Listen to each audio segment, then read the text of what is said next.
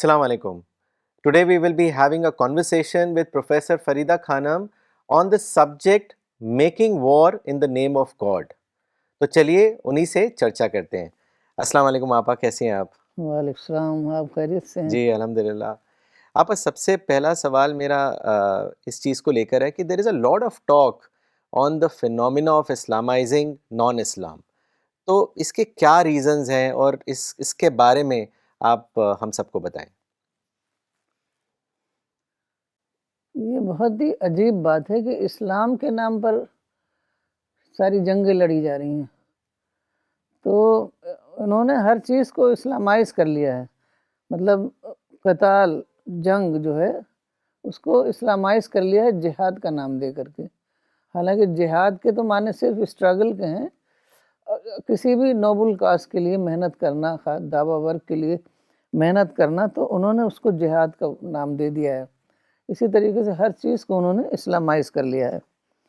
تو یہ مولانا نے ایک آرٹیکل لکھا ہے فروری 2010 میں پیج 23 پر. اس کا عنوان ہی یہی ہے، اسلامائزیشن آف نان اسلام. تو مولانا لکھتے ہیں کہ ہر مذہبی گروہ میں ایسا ہوتا ہے کہ زیادہ دنوں کے بعد وہ ان اصلی تعلیمات جو اوریجنل ٹیچنگز ہیں ان کے فاؤنڈر کی، وہ بھول جاتے ہیں. اور مثال کے طور پر عیسائیت ہے، جو ٹیچنگز تھیں حضرت عیسیٰ کی، وہ اس پر نہیں چل رہی ہے عیسائیت، بلکہ وہ چرچ نے جو اپنے وضع کیے ہیں، اپنی جو طریقے، ان کے جو رسمیں ہیں، وہ اسی پر سب چل رہا ہے. تو ایسی ہر گروہ میں ہوتا ہے. تو رسول اللہ صلی اللہ علیہ وسلم نے بھی فرمایا کہ تم لوگ ضرور پچھلے مذہبی گروہوں کی پیروی کرو گے. تو اسلام شروع ہوا، یہ بھی حدیث ہے، تو وہ اجنبی تھا، بعد کو وہ پھر اجنبی ہو جائے گا. یعنی اجنبی ہو جانے کا یہ مطلب نہیں ہے کہ اسلام کی جو ساری تعلیمات ہیں وہ ختم ہو جائیں گی یا لوگ نماز روزہ کرنا چھوڑ دیں گے، ایسا نہیں، بلکہ اس کی اسپرٹ غائب ہو جائے گی. فارم کے طور پر صرف وہ زندہ رہے گا، اور ان کی پوری زندگی جو ہے نا وہ اپنے بنائے ہوئے طور طریقے پر چلے گی. تو حدیث میں اس پر بہت زیادہ آیا ہے. کتاب الفتن میں بہت ڈیٹیل میں یہ ساری چیزیں آئی ہیں کہ کس طریقے سے لوگ مذہب کو بدل ڈالیں گے اور اپنی خواہشات پر چلیں گے، اور اسی کا جو اسلامائزیشن کر لیں گے نئے نئے نام دے کر کے. تو دیکھیے حدیث سے معلوم ہوتا ہے کہ ہم آپ کے تین بہترین دور ہیں. ایک رسول اللہ کا دور، صحابہ کا دور، اور تابعین کا دور. یہاں اسپرٹ زندہ تھی، زیادہ بائی اینڈ لارج جو ہے اسپرٹ زندہ تھی. بعد میں جو بگاڑ آیا ہے وہ عباسی دور میں آیا ہے، کیونکہ عباسی دور میں بہت سارے ممالک فتح ہو چکے تھے، اور خاص طور پر ایران کا زبردست انفلوئنس تھا. تو ان کے انفلوئنس سے بہت ساری چیزیں جو ہیں وہ اسلام میں آ گئیں. مثال کے طور پر دارالاسلام. اب مدینہ بھی تو رسول اللہ صلی اللہ علیہ وسلم اس کے ہیڈ تھے. کبھی مدینہ کو دارالاسلام نہیں کہا گیا، کیونکہ دارالاسلام سے فوراً وہ انڈرسٹوڈ ہوتا ہے کہ کچھ علاقے دارالاسلام ہیں اور کچھ علاقے دارالحرب ہیں جن سے ہم اعتبار ہیں. تو صرف ایک سٹی اسٹیٹ تھی وہ، جیسے آج کل ہوتا ہے کہ ایڈمنسٹریشن ہوتا ہے گورنمنٹ کے انڈر میں، باقی تمام انسٹیٹیوشنز آزاد ہوتے ہیں. لیکن عباسی دور میں فقہا نے کام کیا، اور انہوں نے کچھ اصطلاحیں ایسی بنا دیں جو مبتدعانہ یعنی بدعت تھی، انوویشن تھی. قرآن میں، حدیث میں اس کے لیے کوئی وہ نہیں تھا، کوئی الفاظ اس طرح کے کبھی استعمال نہیں ہوئے تھے. جی. تو انہوں نے دیکھیے بہت ساری چیزیں جو ہے نا پہلے زمانے میں، اینشنٹ ایج میں، میڈیول ایج میں بہت ساری چیزیں تھیں، اس کو اسلام نے، مطلب اینشنٹ ایج کی چیزوں کو اسلام نے بدلا تھا. مطلب ہر وقت جنگ ہوتی تھی، سارے ٹرائبل کلچر تھا، سب لوگ جنگ کرتے رہتے تھے.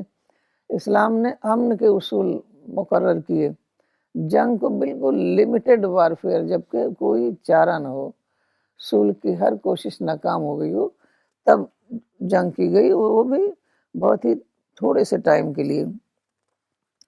تو آج جو دور ہے پھر دوسرے یہ بھی سمجھنا ہوگا کہ پچھلا دور اور آج کے دور میں بہت زمین آسمان کا فرق ہے۔ پچھلے دور میں ریلیجس پرسیکیوشن تھا، تو اس کی وجہ سے بار بار جنگ کی نوبت آ جاتی تھی۔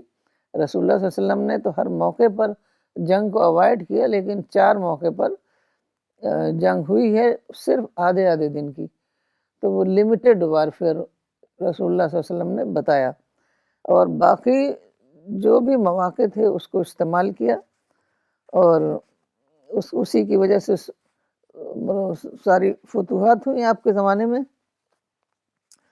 تو یہ جو ہے آج کا دور جو ہے اس میں ہر شخص کو آزادی ہے، مطلب وہ جو ریلیجس پرسیکیوشن کا دور ہی ختم ہو گیا ہے، تو اب وہ سارے اصول جو عباسی فقہا نے بنائے تھے وہ آج irrelevant ہو چکے ہیں، آؤٹ ڈیٹڈ ہو چکے ہیں، تو اس کا وہ اسی کو لیے ہوئے اسی کو اپلائی کرتے رہتے ہیں، تو اسی وجہ سے وہ جو باتوں کو سمجھ نہیں پاتے۔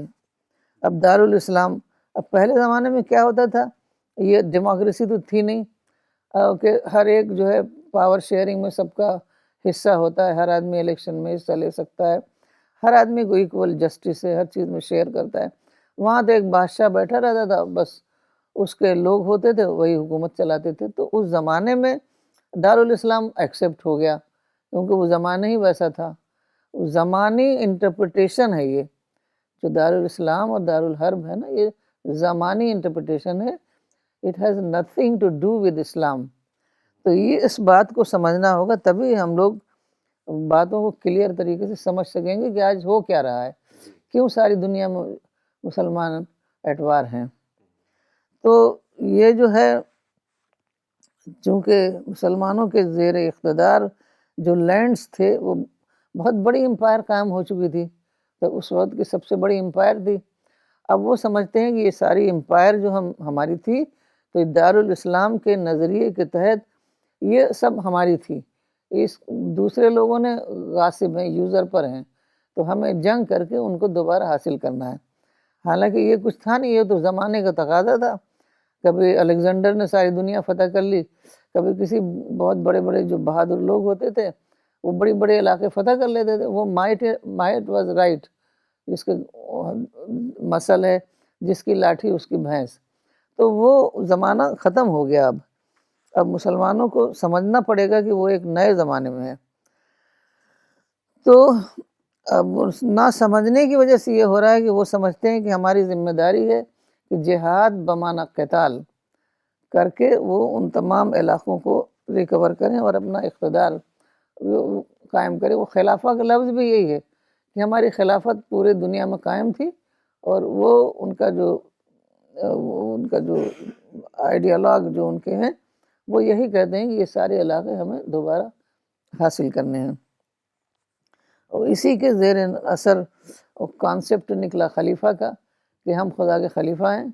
اب اس میں خلیفتی ہے، خلیفتی ہوتا تب تو خدا کے خلیفہ ہوتا نا، تو اس میں قرآن میں آیا ہے کہ انی جاعل فی الارض خلیفہ، میں ایک خلیفہ بنانے والا ہوں۔ تو خلیفہ جو مولانا نے لکھا ہے خلیفۃ الجن، مطلب یہاں پر جن تھے، جنوں نے بہت زیادہ فساد پھیلایا، تو اللہ تعالیٰ نے انسان کو پیدا کیا، تو ان لوگوں نے اپنے کو خلیفہ بنا لیا، اور کہتے ہیں کہ خلیفہ کے معنی اپنے حساب سے انہوں نے بنائے کہ خلیفہ کے معنی وائس جرنٹ، ہم خدا کے نائب ہیں اس دنیا میں، اور ہمیں حکومت کرنا ہمارا حق ہے، اور خدا کے جو سارے قوانین ہیں نا وہ سارے امپلیمنٹ کرنا ہے۔ اب قوانین تو جب ہی امپلیمنٹ ہوتے ہیں نا جب ہمارے پاس پاور ہو، تو اس لیے ان کو پاور چاہیے، تو اس لیے ان کو چاہیے کہ ان کے لیے پاور حاصل کرنا جو ہے نا ایک کمپلژن ہو گیا ہے۔ جب تک کہ ان کے تھاٹس کو چینج نہیں کیا جائے گا، ان کو ایک نئی آئیڈیالوجی نہیں دی جائے گی، تب تک ان کو سمجھ میں نہیں آئے گا۔ تو یہ مسئلہ ہے آج کے مسلمانوں کا۔ جی آپا، آپ نے بہت اس میں امپورٹنٹ پوائنٹس ریز کریں، اور ہم لوٹیں گے ان ایسپیکٹس پر اگلے کویشچنز میں۔ جیسے آپ نے ابھی کہا دارالاسلام کی بات کری، آپ نے عباسد دور کی بات کری، تو آپا میرا سوال یہ ہے کہ جب ہم قرآن پڑھتے ہیں تو ہم دیکھتے ہیں that God looks at the whole world through one perspective, that is entire humanity is one. But ہم جب عباسد دور میں پہنچے تو ہم نے دیکھا کہ انہوں نے تو پوری دنیا کو ہی بانٹ دیا، دارالحرب، دارالکفر، دارالاسلام، جیسے آپ نے ابھی ذکر بھی کیا. تو میں چاہوں گا اس چیز کو آپ تھوڑا اور واضح کریں. آپ نے ابھی اس کا ذکر بھی کیا تھا، اس کے بارے میں تھوڑا سا اور بتائیے. جو اس کو پوری دنیا کو جو بانٹا گیا، دارالاسلام، دارالحرب اور دارالکفر، تو میں چاہوں گا اس کو واضح اب یہ کریں آپ. دیکھیے، یہ سارے جو ٹرمز ہیں وہ کہیں بھی نہ قرآن میں ہے، نہ حدیث میں ہے، نہ صحابہ کے جو تذکرے ہمیں ملتے ہیں اس میں ہے. تو یہ بدعت ہے. عباسی دور میں جب مسلمانوں کی امپائر قائم ہو گئی نا، تو اس وقت وہ ایک دوسری اس میں رہتے ہیں، سائیکالوجی میں، کہ ہم رولر ہیں، دوسرے رولڈ ہیں. اب اس سے سمجھ سکتے ہیں جیسے آج امریکہ ہے، تو وہ زمانے تک اس نے چائنا کو ایکسیپٹ ہی نہیں کیا. چائنا ان کے جو میپ پر آتا تھا نا، تو چائنا کو مین لینڈ لکھتے تھے، چائنا کا نام ہی نہیں لکھتے تھے. تو جب ایک بڑی امپائر قائم ہو جاتی ہے نا، تو یہ سائیکالوجی ڈیولپ کرتی ہے، سائیکی ڈیولپ کرتی ہے کہ سب کچھ ہمارا ہے، ہم اپنی مرضی سے ڈکٹیٹ کر سکتے ہیں. تو یہ بالکل اس کا اسلام سے کوئی تعلق نہیں ہے. یہ امپائر کی جو امپررز ہوتے ہیں، جو رولرز ہوتے ہیں، ان کی یہ سائیکالوجی ہوتی ہے. پھر اسی کے مطابق علماء اور فقہا جو ہے وہ بھی زمانی انفلوئنسز کے مطابق کام کرتے ہیں. زمانی انٹرپریٹیشن سے انہوں نے وہ نکالا کہ یہ تو دارالاسلام ہے، اور دوسرے تمام ممالک جو ہیں، چونکہ ان کو تو پوری دنیا کو فتح کرنا ہے نا، تو فتح کیسے کریں گے؟ یہی سب جو اصطلاحات ہیں کہ ہمارے جو جہاں مسلم رولر ہے وہ دارالاسلام ہے، جہاں مسلم رولر نہیں ہے وہ دارالکفر ہے، دارالحرب ہے، اور مسلمان وہاں سے اعتبار ہیں. تو ان کو حکومت، ان کو جنگ کر کے وہ سارا علاقہ حاصل کرنا ہے تاکہ وہ قانون کو نافذ کر سکیں. اب یہ پورا جو ہے کہیں قرآن و حدیث میں اس کا اصل ہونا چاہیے نا، ٹیکسٹ سے کہیں کچھ نہیں نکلتا. یہ بس وہ فقہا کو اتنا سیکرٹ درجہ دے دیا گیا ہے کہ فقہا کے مقابلے میں کوئی کچھ بول نہیں سکتا. ایک بار میں اپنی کلاس میں بات کر رہی تھی کچھ حدیث کی یا قرآن کی، تو ایک بچہ جو مدرسے کا تھا اس نے کہا مگر امام ابو حنیفہ نے تو یہ کہا ہے. تو وہ امام ابو حنیفہ وغیرہ جو ہیں وہ ایسا ان کا درجہ ہو گیا اسکولوں میں، بس انہی کا انٹرپریٹیشن پڑھایا جاتا ہے. اصل قرآن حدیث تو بہت کم پڑھایا جاتا ہے، بس ان لوگوں کا انٹرپریٹیشن. تو وہ بڑے ہی اسی پر ہوتے ہیں کہ فقہا کا کیا انٹرپریٹیشن ہے. تو انہوں نے اپنے زمانے کے لحاظ سے، ہم نہیں ان کہتے انہوں نے انٹینشنلی کام غلط کیا، زمانے کا اثر ہے. تو جب نیا زمانہ بدلا تو انہیں اپنے آپ کو بدلنا چاہیے تھا. تو یہ ہے. تو پھر انہوں اسی حساب سے پورا لٹریچر ڈیولپ ہوا نا، وی اینڈ دے کا کانسیپٹ. اکثر لوگ بات کرتے ہیں اپنے اور غیر، جب سب نان مسلم غیر ہیں، مسلم اپنے ہیں. تو اکثر لوگ جو ہیں اس طرح کی بات کرتے ہیں. تو کیونکہ یہ جو کانسیپٹ چلا آ رہا ہے دارالحرب کا، اس سے یہ ڈرائیوڈ ہے کہ وہ لوگ تو ہمارے دشمن ہیں، ہمارے کبھی بھی ہمارے پر حملہ کر دیں گے. تو ان سے وہ فرینڈلی تعلقات بنا نہیں پاتے. اگر بناتے ہیں، مولانا نے لکھا ہے بناتے ہیں تو منافقانہ طور پر بناتے ہیں، کیونکہ ان کا انٹرسٹ انوالو ہے. آج ساری دنیا یورپ امریکہ جا رہی ہے. آپ نے دیکھا ہوگا کئی لوگ جو ہیں بائیکاٹ کر رہے ہیں کہ اسرائیل کی بنی ہوئی ان چیزوں کو، مکھن ہے، پتہ نہیں کیا کیا ہے، سب چیزوں کی بائیکاٹ کیا جائے. تو ہمارے ایک گروپ میں یہ چیز آئی تھی، تو میں نے لکھا کہ ٹھیک ہے پھر موبائل کا بھی بائیکاٹ کریں، وہ بھی جو نے ڈیولپ کیا ہے. تو پھر چپ. یہ منافقانہ وہ ہے ڈبل اسٹینڈرڈ، کہ جو ہمارے فائدے کی چیز ہے وہ ہم لے لیں. بٹر کا کیا ہے، اس کا بنا ہوا نہیں لیں گے، کوئی دوسری کمپنی کا مل جائے گا. تو تم موبائل کا بائیکاٹ کرو، چیٹ جی پی ٹی کا بائیکاٹ کرو، کمپیوٹر کا بائیکاٹ کرو، پھر جا کے کہیں گاؤں میں بس جاؤ یا جنگل میں. تو یہ انسان کو بہت ہی آنیسٹ ہونا چاہیے. یہ نہیں کہ اپنے لیے کچھ، دوسرے کے لیے کچھ. دوسروں سے تو کہہ رہے ہیں بائیکاٹ کرو، اور خود بچہ آج بغیر موبائل کے رہ نہیں سکتا. تو کیا مطلب ہے بائیکاٹ کرنے کا؟ یہ وہ جو دارالحرب کا کانسیپٹ ہے وہ وہی مین ہے، وہی جڑ ہے. وہاں سے سب کچھ نکلتا ہے، کیونکہ وہ ان لوگوں کو دشمن کی نظر سے دیکھتے ہیں. فرینڈلی تعلقات جو ہیں وہ بن ہی نہیں پاتے ہیں. جبکہ اسلام میں ہے دارالانسان. قرآن میں بار بار اللہ تعالیٰ نے کہا یا ایھا الانسان یا ایھا الانسان.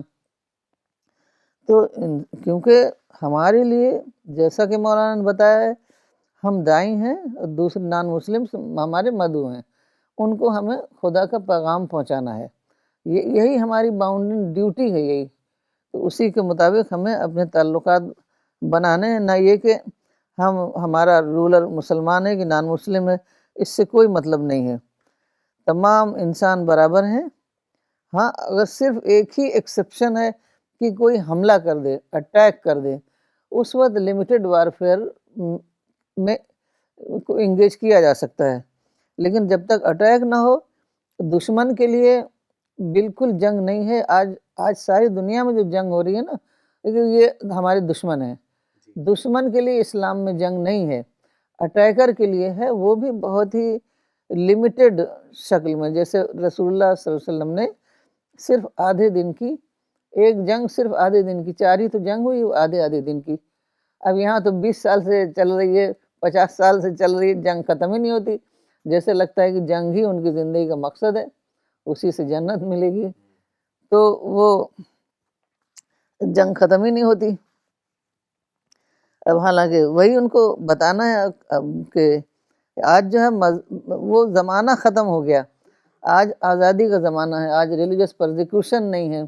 اس زمانے میں جو دارالحرب کا کانسیپٹ ڈیولپ ہوا تھا نا، اس کا ایک ریزن یہ بھی تھا کہ جہاں مسلمان کو اپنی مذہبی فرائض انجام دینے کے لیے آزادی نہ ہو، جیسے نماز روزہ یہ سب ہے. تو آزادی تو ساری دنیا میں آزادی ہے، تو آپ کہیں بھی جا کے نماز پڑھ سکتے ہیں. لوگ ایئرپورٹ پہ جا کے نماز پڑھتے ہیں.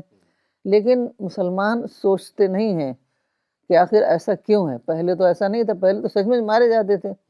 کعبہ میں جا کے نماز پڑھتے تھے تو وہاں مارے جاتے تھے. تو اس وقت یہ ایک مسئلہ تھا، اس مسئلے کو حل کرنا تھا. وہ رسول اللہ صلی اللہ علیہ وسلم نے بہت ہی پیشنٹلی اور بہت ہی صلح کے ساتھ، ان کے ساتھ ویل وشنگ کے ساتھ، ان کے ساتھ پورے اچھے تعلقات بنا کے اس مسئلے کو حل کیا، ان کو سب کو معاف کیا. تو اس طریقے سے وہ مسئلہ حل ہو گیا. اب فتنہ ختم ہو گیا. اب جو ہے ان لوگوں کو سمجھنا چاہیے کہ وہ ایک نئے زمانے میں ہے. نئے زمانے میں وہ پرانے سارے جو ہیں، جو ان کا جو انٹرپریٹیشن تھا اسلام کا، اس کو اپلائی کر رہے ہیں. وہ اپلائی ہو نہیں رہا ہے. اب اس طرح پھنس گئے ہیں ہر جگہ، ہر ملک جنگ کر کے سب برباد ہو رہے ہیں، اور مل کچھ بھی نہیں رہا ہے. جی جزاک اللہ آپا. I think it's very important that we should see that our behavior, conduct and speech should conform to the principles as it has been laid out in Quran. اور آپا دیکھیے، ابھی آپ نے جس طرح بتایا کہ prophet he was such a great well wisher. قرآن میں بھی ان کے بارے میں یہ آیا کہ he was sent as a mercy for entire mankind, not for دارالاسلام. تو یہ انسانوں نے بانٹ دیا ہے، جبکہ جب ہم قرآن پڑھتے ہیں تو پوری ہیومینٹی ایک ہمیں دکھائی دیتی ہے، اور یہی سب سے امپورٹنٹ چیز ہے. اچھا آپا، آپ نے پچھلے جواب میں خلافت کے بارے میں بھی ذکر کیا.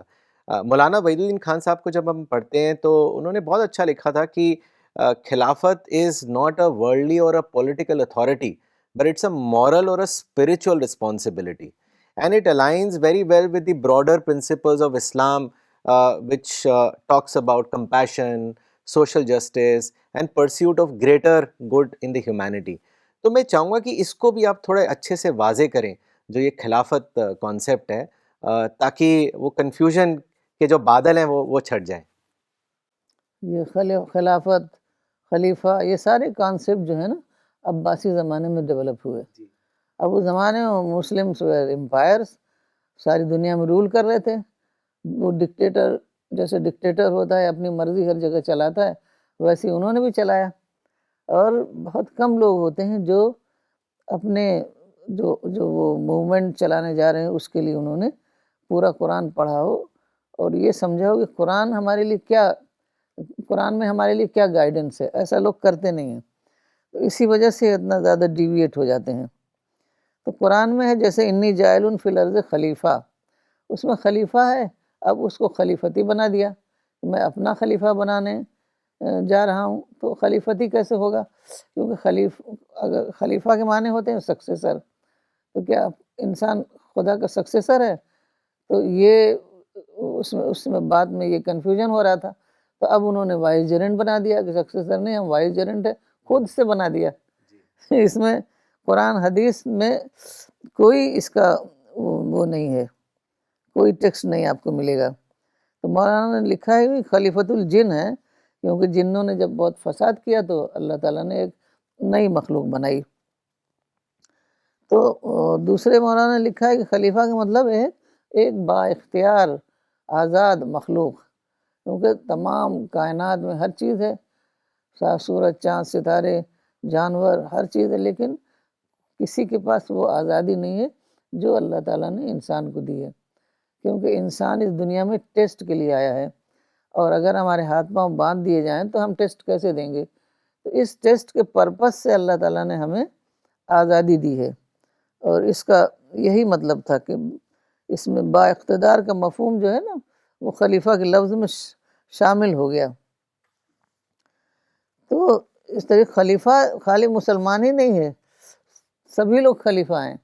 یہ جو بعد میں کئی، جیسے آپ ڈکشنری کنسلٹ کریں گے تو کئی معنی دکھتے ہیں، تو خلیفہ کے معنی یہ بھی ہیں کہ کوئی بھی ہو، آزاد ہے وہ، چاہے وہ سیکولر ہے یا نان مسلم ہے، تو مذہبی ہے، تو وہ بھی خلیفہ ہی ہے، کیونکہ اس کو اختیار دیا گیا ہے، آزادی دی گئی ہے اس کو استعمال کرنے کے لیے۔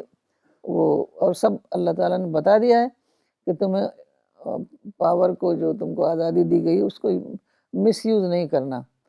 جیسے حضرت آدم سے ہی یہ بات چلی آ رہی ہے نا کہ ایک فاربیڈن ٹری ہے، اس کو منع کر دیا گیا کہ اپنی آزادی کا استعمال ہمیں وہیں تک کرنا ہے جہاں ہمیں خدا نے اجازت دی ہے، اس کے آگے کریں گے تو وہی جو ہے وہیں ہم پکڑے جائیں گے۔ تو اللہ تعالیٰ نے انسان کو بہت زیادہ عقل دی ہے، جو کہ ایسی عقل کسی کو نہیں ہے۔ جو جانوروں کو ہے وہ تو انسٹنکٹ کی شکل میں ہے، ان کو بالکل انسٹنکٹ میں انسٹلڈ کر دیا جاتا ہے، انہیں کیا کرنا ہے وہ وہی کرتے ہیں۔ تو میں ایک مثال بتاؤں آپ کو، ایک بار ایک بادشاہ اور ایک وزیر میں یہ بحث ہوئی کہ ہم بلی کو ٹرین کر سکتے ہیں۔ بادشاہ نے کہا ہم ٹرین کر سکتے ہیں، جیسے چوہے کے پیچھے بھاگتی ہے وہ، اس طرح کے کام وہ بلی نہیں کرے گی، ہم ٹرین کر دیں گے۔ تو وزیر نے کہا نہیں، ٹرین نہیں ہو سکتی وہ۔ تو بادشاہ نے خوب ٹرین کی بلی کو، خوب کھلایا پلایا اس کو کہ چوہا آئے گا تو نہیں بھاگے گی وہ۔ تو وہ وزیر جو ہے اپنے جیب میں ایک چوہا رکھ کے لے آیا، وہ بادشاہ کے وہاں بلی بٹھائی گئی اونچی تخت پہ، اور کہ اب یہ جو ہے ٹرینڈ بلی ہے۔ تو وزیر نے جیب سے چوہا نکالا اور بلی چوہے کے پیچھے دوڑ پڑی۔ تو یہ جو ہے نا ٹریننگ، مطلب جانوروں میں انسٹنکٹ ہوتی ہے، وہ اس سے گورن ہوتے ہیں۔ صرف انسان ہے جو اپنی عقل سے سوچتا ہے، اپنی عقل سے فیصلے کرتا ہے، اور خاص طور پر ہمیں جو عقل اتنی زیادہ دی گئی ہے، جس کا ہم 2-4% ہی یوز کرتے ہیں، وہ اس لیے دی گئی ہے کہ ہم اللہ کی معرفت حاصل کریں، اللہ کی ڈسکوری کریں۔ اسی لیے اتنی بڑی کائنات بنائی گئی ہے کہ طرح طرح سے ہمیں نئے نئے ایکسپیرینسز ہوں، انسپریشن ملے، اور ہم والنٹیریلی ہمارے دل سے نکلے خدا کی حمد کہ خدا کتنا عظیم ہے، اس نے ساری چیزیں انسان کے لیے بنائی ہیں۔ کسٹم میڈ یونیورس کا جو سائنسدانوں نے بتایا کہ کسٹم میڈ یونیورس ہے، مطلب بالکل ایسا لگتا ہے کہ پوری کائنات انسان ہی کے لیے بنائی گئی ہے۔ تو اس کو ہمیں ڈسکور کرنا ہے اور اپنی معرفت کو بڑھانا ہے۔ انسان کا یہی گول ہے، یہ لڑائی اور جنگ وانگ یہ گول نہیں ہے۔ اب خالی ہر وقت وہ نماز بھی پڑھتے ہیں تو اس میں گن لیے رہتے ہیں، گن لے کے نماز کیسی ہوگی؟ وہ دماغ تو وہ لگے گا ہی نہیں، وہ اس پہ خدا میں دماغ تو لگے گا نہیں، بس ہر وقت خطرہ رہے گا دشمن کا۔ تو اس لیے انسان نہیں بنایا گیا ہے۔ اللہ تعالیٰ کو ختم کرنا تھا دنیا، تو اللہ تعالیٰ تو ایک زبردست ارتھ کو ایک آئے پوری دنیا ختم ہو جائے۔ تو مارنے کے لیے اللہ تعالیٰ نے نہیں لوگوں کو پیدا کیا ہے، بلکہ خدا کی ڈسکوری، خدا کی معرفت حاصل کرنے کے لیے پیدا کیا ہے، اور معرفت کا ریوارڈ جو ہے وہ ایٹرنل پیراڈائز ہے۔ تو اس لیے ہمیں اپنے آپ کو، اپنے جو ہمارے اندر پوٹینشلز خدا نے رکھ دیے ہیں، اس پوٹینشیل کو ریئلائز کر کے اپنے آپ کو اس قابل بنانا ہے کہ ہم خدا کی معرفت حاصل کر کے جنت کے ڈیزرونگ کینڈیڈیٹ ٹھہریں۔ جی، آپ اسی طرح ایک اور کانسیپٹ جو ہے بڑا امپورٹنٹ ہے، جس کو میں چاہوں گا واضح کریں، کانسیپٹ آف فتنہ۔ جیسے قرآن میں بھی چیپٹر 8 میں آیا ہے کہ fight till there is no persecution and the religion be holy God. تو کافی مس کوٹ اور مس انٹرپریٹ ہوتا ہے، تو میں چاہوں گا اس کو بھی آپ اچھے سے واضح کریں۔ فتنہ بھی وہی ہے کہ لوگوں نے اس کو سمجھا نہیں ہے، اس کے کچھ معنی بنا لیے ہیں، تو جہاں دیکھتے ہیں کہ دوسری قوموں سے انہیں کوئی تکلیف پہنچ رہی ہے، کوئی پرابلم کریٹ ہو رہا ہے، تو اسی کو فتنہ سمجھنے لگتے ہیں۔ مطلب دنیاوی چیزوں، دنیاوی مسائل کو وہ سمجھتے ہیں یہ فتنہ ہے، اور پھر اسی کے بارے میں وہ یا تو نیگیٹو ہو جائیں گے، یا تو طرح طرح سے سوچیں گے کہ اس مسئلے کو جنگ کے ذریعے سے کیسے حل کیا جائے۔ تو یہ دیکھیے، یہ بھی وہی ہے، قرآن میں آیا ہے فتنہ، کہ تو فتنہ قرآن میں آیا ہے جو اس کا معنی ہے ریلیجس پرزیکیوشن۔ اس میں ہے نا کہ فتنے کو ختم کرو تاکہ دین صرف اللہ کا ہو جائے، تو دین اللہ کا ہو جائے، مطلب پورا قرآن کو اپنے حساب سے انہوں نے اپنے دماغ سے انٹرپریٹ کیا ہے، حالانکہ یہ بہت گناہ کا کام ہے کہ دین اللہ کا ہو جائے۔ یہ تھوڑی کہا ہے کہ پوری دنیا اللہ کی ہو جائے۔ اب یہ جو کائنات، یہ جو ارتھ ہے نا، یہ جو ذرہ ہوتا ہے اس کا، سینڈ کا، اس پوری کائنات کے مقابلے میں جو سینڈ کا ذرہ ہوتا ہے نا، اس کے بھی لاکھوں حصے بنائے جائے تو اس کائنات کے مقابلے میں ارتھ کی اتنی ہی قیمت ہے، اتنی بڑی ہے مطلب۔ تو اب وہ کہتے ہیں کہ ساری دنیا میں اللہ کی حکومت چل رہی ہے، تو اس دنیا میں بھی اللہ کی حکومت چلانی ہے، تو اللہ نے یہ تو چل ہی رہی ہے ہر جگہ۔ تو یہ جو ساری جو انسان کے علاوہ سب کچھ ہے، وہ اللہ ہی چلا رہا ہے، اسی کے مطابق سارا گورن ہو رہا ہے، اللہ کے فرشتے چلاتے ہیں۔ تو یہ مسئلہ نہیں ہے، مسئلہ یہ ہے کہ دین اللہ کا ہو جائے۔ دین کا اللہ کا ہونے کا مطلب ہے کہ وہ ریلیجس پرزیکیوشن جو تھا، تو کسی کو اگر کوئی نیا دین قبول کرتا تھا تو اس کے بہت زیادہ مارتے تھے، تکلیف دیتے تھے، عرب میں گرم ریت میں لٹاتے تھے، نماز نہیں پڑھنے دیتے تھے۔ یہ چیز ختم ہو جائے، انسان کو آزادی ہو، کیونکہ اللہ تعالیٰ نے آزادی دی ہے کہ جب تمہارے سامنے بھلائی اور برائی آئے تو تم بھلائی کو آپٹ کرو، برائی کو چھوڑ دو۔ برائی کا مطلب شیطان کا راستہ وہ چھوڑو اور انجیل کے راستے کو اپناؤ، تو بس آزادی۔ اور حضرت عبداللہ ابن عمر نے کہا ہی کہ ہم نے تو فتنہ ختم کر دیا، مطلب وہ دور ہی ختم ہو گیا، مذہبی ریلیجس پرزیکیوشن کا دور ہی ختم ہو گیا۔ تو وہ سمجھتے ہیں کہ ہر مسئلہ جو ہو رہا ہے دنیا میں ان دوسری حکومتوں سے، وہ فتنہ ہے، تو ہر چیز کا غلط انٹرپریٹیشن وہ دیتے ہیں۔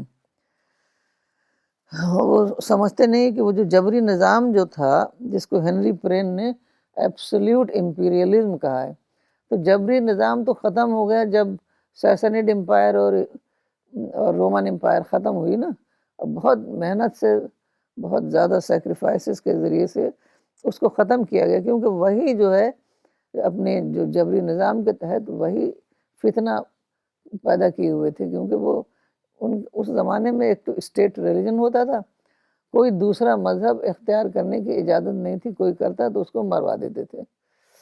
اصحاب کہف جو تھے وہ بھی یہی مسئلہ تھا، تو عیسائیت شروع میں عیسائیوں پر بہت پرزیکیوشن ہوتا تھا نا، تو وہ لوگ عیسائی ہو گئے تھے، اور تو ان لوگوں نے سب مارنے کے لیے دوڑایا، تو وہ جا کے غار میں چھپ گئے۔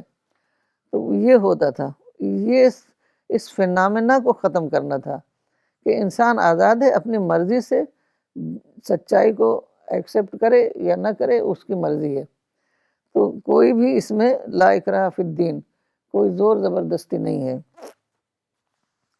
تو یہی آیت ہے نا سورہ بقرہ میں کہ ان سے لڑو یہاں تک کہ فتنہ باقی نہ رہے، تو وہ تو اللہ نے حکم دیا، رسول اللہ صلی اللہ علیہ وسلم اور آپ کے اصحاب نے فتنہ کو ختم کر دیا۔ اب ہم جو کر رہے ہیں دنیا بھر میں، جگہ جگہ جنگیں کر رہے ہیں، وہ تو فتنے کو دوبارہ قائم کرنا ہے، دوبارہ واپس لانا ہے۔ تو یہی سب باتیں جو ہیں ان کو سمجھنا پڑے گا، تبھی وہ کچھ کام کر سکیں گے، ورنہ جیسے سارے ملک برباد کیے ہیں انہوں نے، ایسے ہی فلسطین بھی برباد ہو جائے گا۔ تو اب تو دیکھیے وہ پولیٹیکل پاور کو، پہلے زمانے میں پولیٹیکل پاور ہی سب کچھ ہوتا تھا، وہ ایگریکلچرل ایج تھا، بادشاہ کے پاس ساری زمینیں ہوتی تھیں، اسی کے پاس پاور ہوتا تھا۔ تو وہ اس زمانے میں تو بھائی جس کے پاس پولیٹیکل پاور نہیں ہوتا تو وہ کچھ کر بھی نہیں پاتا تھا۔ تو آج تو اتنے ادارے ہیں طرح طرح کے، بلکہ وہ لوگ کچھ نہیں کر سکتے، دوسرے جو ادارے ہیں، این جی اوز ہیں بڑے بڑے، وہ کام کر رہے ہیں، اور پولیٹیکل جو ادارہ ہے وہ انہی لوگوں کے اثر میں رہتا ہے، کیونکہ ساری اکانومی سب کچھ انہی کے اوپر ڈیپینڈ کرتی ہے۔ تو یہ سب چیزیں سمجھتے نہیں، اصل میں نفرت جو ہے وہ آدمی کو اندھا بہرا بنا دیتی ہے، وہ ایک دم نفرت سے بھرے ہوئے ہیں، کچھ سوچ نہیں سکتے کہ مل جل کر رہنے میں جو فائدہ ہے وہ جنگ کر کے تھوڑی فائدہ ہے، وہ تو جو کچھ ہے وہ بھی برباد کر رہے ہیں۔ تو یہ ہے۔ جی، اور آپا ایک چیز اور بھی ہے، آج کے زمانے میں اگر دیکھیں تو جیسے مولانا نے بھی جو ایمفسائز کرا ہے، that he is emphasize in the context of trials and challenges which an individual or a community face, and he used to say that you should face it with wisdom, with patience, and by adhering to the principles of the Quran. لیکن لوگ اکثر کیا ہے کہ وہ literal چیزوں میں پھنس کے اس کو آؤٹ آف کانٹیکسٹ اپلائی کرتے ہیں، that is where the problem occurs.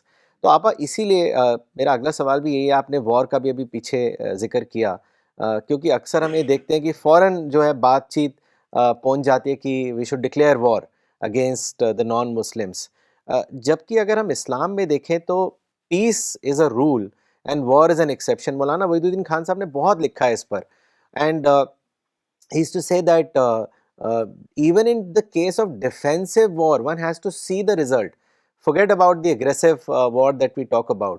تو آپا میں چاہوں گا کہ آپ ہم سب کے لیے اس چیز کو کلیریفائی کریں کہ کنڈیشنز آف وار کیا ہیں، کن کنڈیشنز پہ جو وار ہے وہ جائز ہو جاتا ہے، بیکاز اکثر کانورسیشنز میں تو ہر چیز کا مسئلہ یہی ہے کہ بس اٹیک کر دیا جائے، وار ڈکلیئر کر دیا جائے، تو اس کو آپ واضح کریں۔ اصل میں جنگ تو آج کل جو ہے نا عوام لڑ رہے ہیں، گوریلا وار ہے، پراکسی وار ہے، ساری جو وار ہے نان یہ state actors, non state actors جو ہیں وہی سب انوالو ہیں۔ تو اب اگر کوئی گورنمنٹ انوالو ہے تو وہ پراکسی وار ہے، وہ ڈائریکٹ تھوڑی آتی ہے بیٹل فیلڈ میں، بس ان لوگوں کو مدد کرتی ہے۔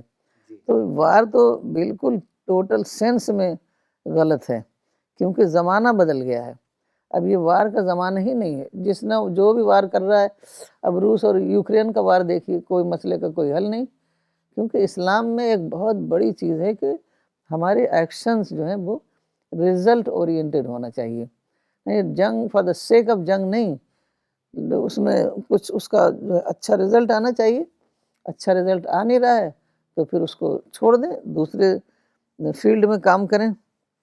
تو جنگ جو ہے لوگ سمجھتے ہیں کہ جیسے نماز روزہ کرنا ہے ویسے جنگ بھی کرنا ہے، ہر وقت سب کو جنگ کے لیے اکساتے رہتے ہیں، نمازوں میں جو دعائیں کرتے ہیں اینمی کے تہس نہس کرنے کی، اینمی کو ڈسٹرائے کرنے کی، اینمی تو ڈسٹرائے ہو نہیں رہا ہے، تو کیونکہ رسول اللہ صلی اللہ علیہ وسلم نے تو یہ طریقہ اختیار کیا نہیں، کیونکہ اگر ہم قرآن پر، حدیث پر، رسول اللہ صلی اللہ علیہ وسلم کے اسوے پر نہیں چلیں گے تو ہم 1000 برس تک جنگ کرتے رہیں گے، ہمیں کچھ ملنے والا نہیں ہے۔ امت مسلمہ جو ہے وہ آخری نبی کی وارث ہے، اور اس کو نبی کی تعلیمات پر ہی چلنا پڑے گا، تبھی اس کو کامیابی ہوگی۔ اب چونکہ تعلیمات پر وہ چل ہی نہیں رہی ہے، بلکہ اگر کچھ کہا جائے تو وہ تو غصہ ہو جاتے ہیں، تو وہ اس کو بالکل ہی سمجھتے ہیں وہ اس زمانے کی باتیں ہیں۔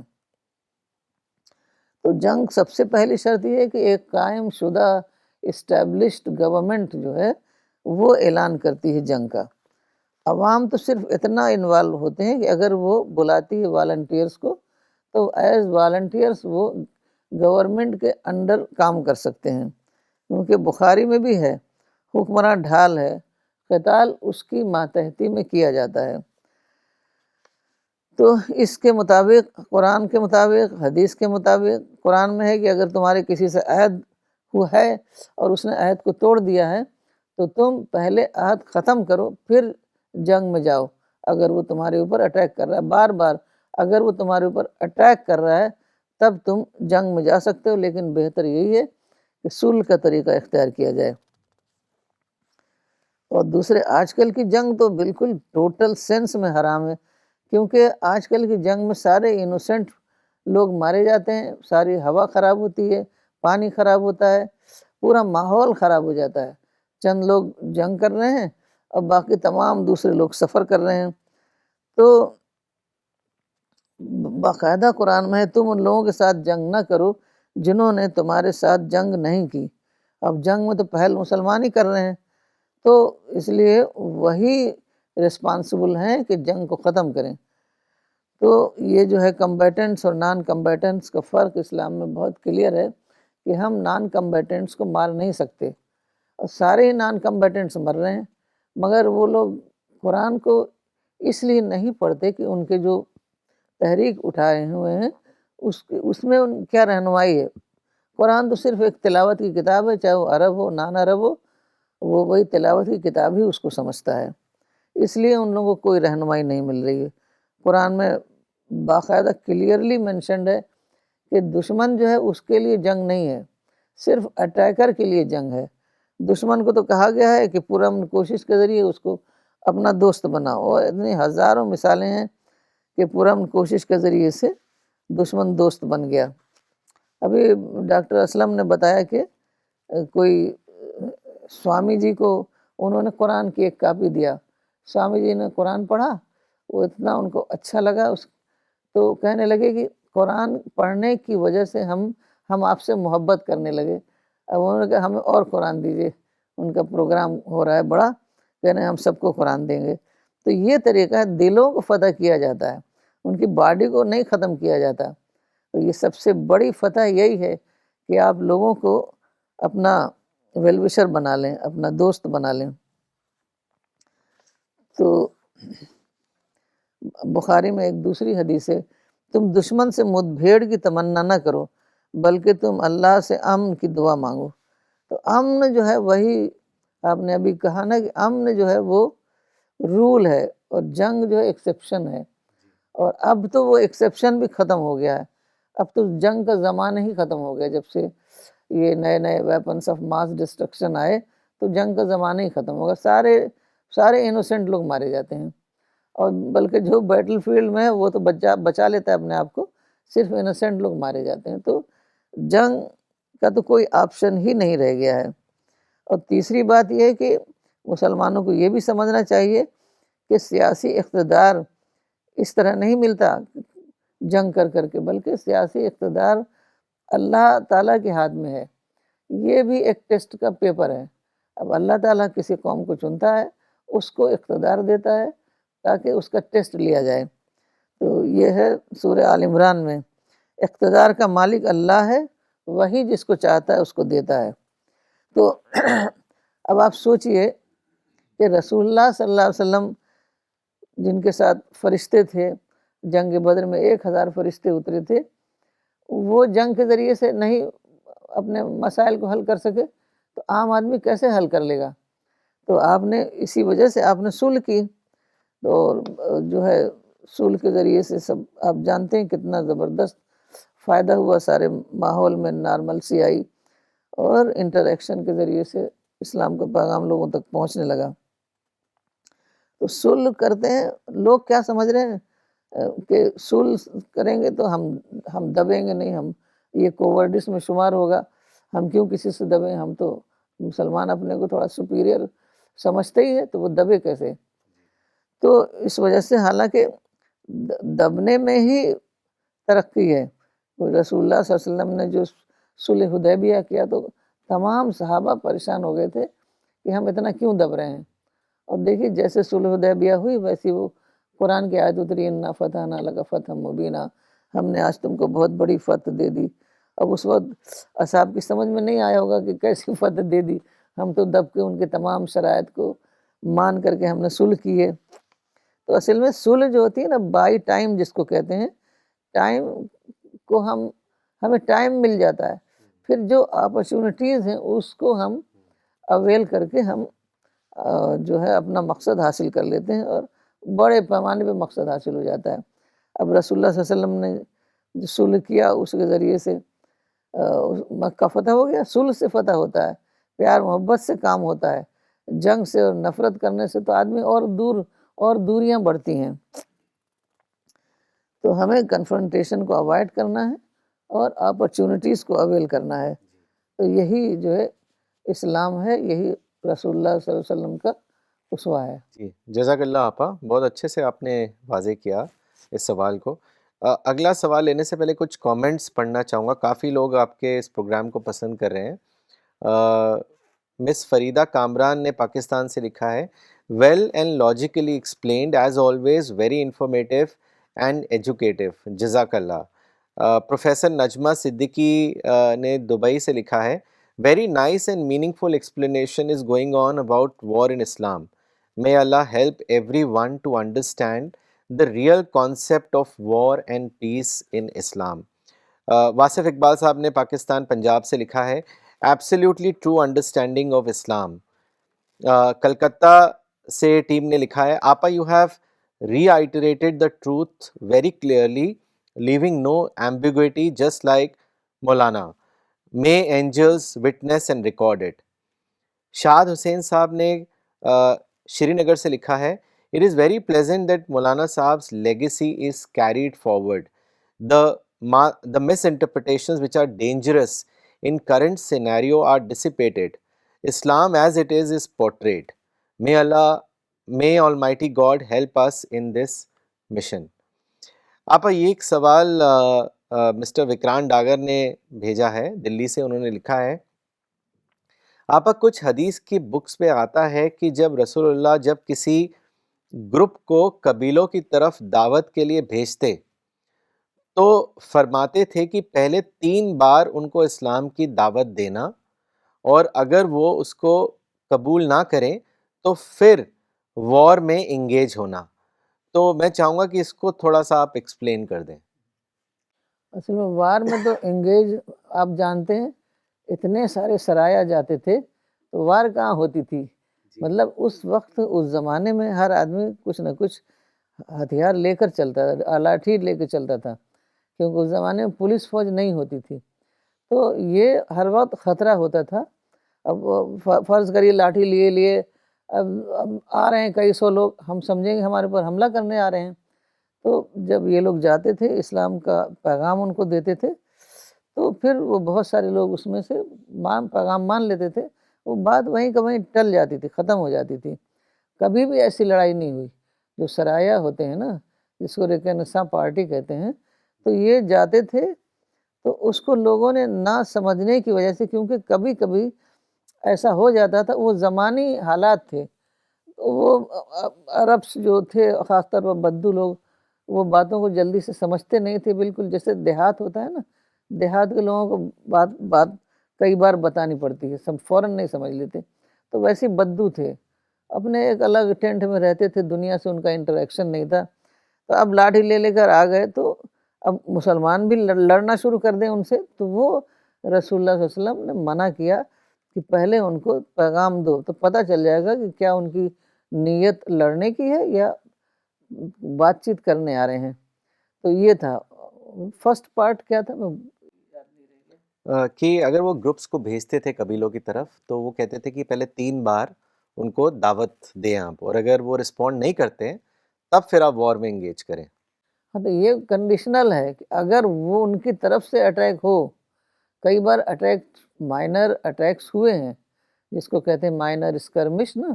تو یہ مطلب نہیں کہ بس 3 بار جا کے بول دیا دعوت کا لفظ پھر اٹیک شروع کر دیا، ایسا نہیں. مطلب اگر ان کی طرف سے، یہ تو بہت ہی کلیئر ہے قرآن حدیث دونوں میں، کہ جب اٹیک ہوگا تب ہم ڈیفنس کر سکتے ہیں. ہم اٹیک نہیں کر سکتے کہ اس نے مانا نہیں ہماری بات کو تو ہم اٹیک کریں گے. اور دیکھیے کچھ چیزیں جو ہیں وہ پیغمبر کے لیے خاص ہیں. پیغمبر کے لیے کہا گیا تھا کہ تم کو، کیونکہ آخری پیغمبر تھے، تو ایک ایسا ماحول بنانا تھا کہ وہاں پر خدا کی جو کتاب ہے، توحید کا جو پیغام ہے، اس کے لیے کچھ لوگ تیار ہو جائیں، ٹیم تیار ہو جائے، اور وہ پھر دوسری دور دور جا کے اس کے لیے کام کریں۔ تو اب آج کے نہیں ہے کہ آج ہم جائیں اور کہیں کہ 3 بار دعویٰ پیش کریں اور پھر اس کے بعد جنگ شروع کر دیں، یہ آج کے لیے نہیں ہے، پیغمبر کے لیے تھا یہ۔ آج تو ہمیں صرف دعویٰ ہی ورک کرنا ہے۔ آج ایک دم حالات بدل گئے ہیں، اور صرف قومیں جو ہیں، جو حکومت ہے، وہی وار کو ڈکلیئر کر سکتی ہے۔ پہلے تو انڈیویجول ہی سب کچھ ہوتا تھا نا، اس کا ڈیفنس بھی اس کے ہاتھ میں تھا۔ تو اب کسی بات میں غصہ ہو گیا تو لڑائی شروع ہو جائے گی۔ رسول اللہ صلی اللہ علیہ وسلم سے پہلے تو وہ لڑائی ہوتی ہی تھی، 20 30 سال لڑائیاں چلتی رہتی تھیں۔ لوگ یہ بھی بھول جاتے تھے کہ لڑائی کی شروعات کیا تھی۔ تو یہ تو وہ زمانہ الگ تھا، اس زمانے کی ہر چیز ہم اپلائی نہیں کریں گے، یہ پریکٹیکل باتیں ہیں۔ یہ ہم دیکھیں گے تھیوری میں کیا ہے، رسول اللہ نے کیا کہا، قرآن میں کیا ہے۔ جی، اور آپا یہ بہت امپورٹنٹ ایسپیکٹ ہے جو لوگ اگنور کر دیتے ہیں کہ prophet was guided and inspired through revelation. آج کے زمانے میں تھوڑی کسی کو ریویلیشن آ رہی ہے کہ آپ جہاد کیجئے۔ انفیکٹ یہ آپا بعد کے زمانے میں بھی ہم دیکھتے ہیں کہ پروفٹ کے ہی بڑے صحابی تھے عبداللہ ابن عمر، اور ان کو جہاد کے لیے بلایا گیا تو انہوں نے کہا کہ اب جہاد کی ضرورت نہیں ہے۔ تو انہوں نے کہا کہ ریلیجس پرسیکیوشن کا واسطہ دیا گیا، تو انہوں نے کہا وہ تو ہم نے رسول اللہ کے دور میں ہی ختم کر دیا تھا، تو اب دیر از نو ریلیجس پرسیکیوشن۔ جیسے آپ نے بھی بہت اچھے سے اس کو واضح کیا پچھلے جواب میں کہ اب آپ کہیں بھی آپ نماز پڑھنا چاہیں، آپ نماز آسانی سے پڑھ سکتے ہیں، آپ کو کوئی فالو کرنے کے لیے نہیں روک رہا۔ تو وہ جو مقصد تھا جس کے لیے پروفٹس کو بھیجا جاتا تھا کہ توحید جو ہے وہ اسٹیبلش ہونا ضروری ہے، تو وہ تو اب اسٹیبلش ہو چکی، تو اب جہاد کس بات کا؟ تو یہ بہت مس انٹرپریٹ کیا گیا ہے اس چیز کو۔ آپا ایک سوال اور لینے سے پہلے میں کچھ 2 کامنٹس پڑھنا چاہوں گا۔ یہ کامنٹ بھیجا ہے مس شبینہ علی نے کلکتہ سے، انہوں نے لکھا ہے very informative session, very nicely explained, war these days is technology driven and leads to mass destruction. Individuals as well as the stakeholders should find guidance from the Quran and the life of the Prophet. مس کرتلین نے Srinagar سے لکھا ہے Maulana's main thrust was that Islam is a religion of peace. He was categorical in dismissing the argument that justice is the basic requisition of peace. Every war under Prophet Muhammad was a defensive war, and all his efforts were to put an end so that dawah work may be resumed. We should try to follow this in letter and spirit. آپا اسی لیے اس سوال پر میں آنا چاہوں گا کہ root word of اسلام بھی جیسا کہ ہم سب جانتے ہیں Islam which means peace, and the reason is that the greater objective of Islam is to establish a peaceful society. اور اگر ہم دیکھیں کہ ہیومن پروگریس ڈیولپمنٹ جو ہے وہ ایک پیسفل انوائرمنٹ میں ہی ہو سکتی ہے۔ انفیکٹ ایک انڈیویجول کا جو مورل اور اسپریچول ڈیولپمنٹ ہے وہ ایک ایگریسو ایٹماسفیئر یا ان وار ٹون ایریا میں نہیں ہو سکتا، وہ صرف ایک پیسفل انوائرمنٹ میں ہو سکتا ہے۔ تو میں چاہوں گا کہ آپ یہ اس چیز کے بارے میں بتائیں کہ what are the benefits of peace and examples from prophets life, how prophetic guidance was given in terms of avoidance of wars. تو اس کے بارے میں آپ ہم سب کو بتائیں۔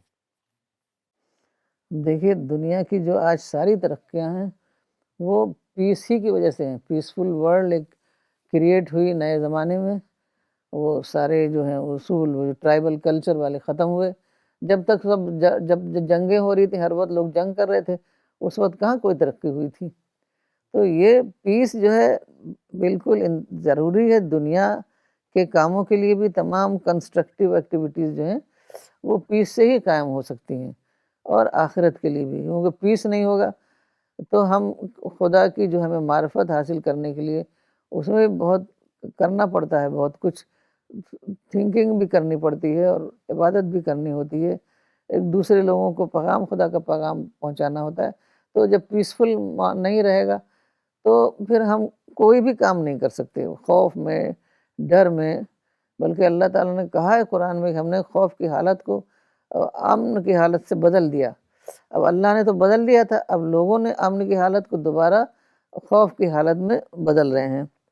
تو ان کو قرآن جو ہے وہ پڑھنا پڑے گا، سمجھنا پڑے گا، تبھی وہ اپنے لیے جو ہے صحیح راستہ اختیار کر سکتے ہیں۔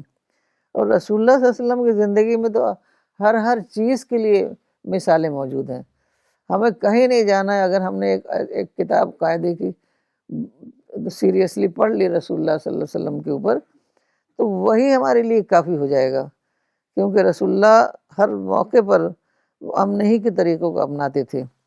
حضرت عائشہ نے یہ بات کہی ہے کہ آپ کی یہ جنرل پالیسی تھی کہ جب بھی آپ کو دو چیزوں میں سے ایک کا انتخاب کرنا ہوتا تو آپ آسان کا انتخاب کرتے، یعنی اختیار ایسر۔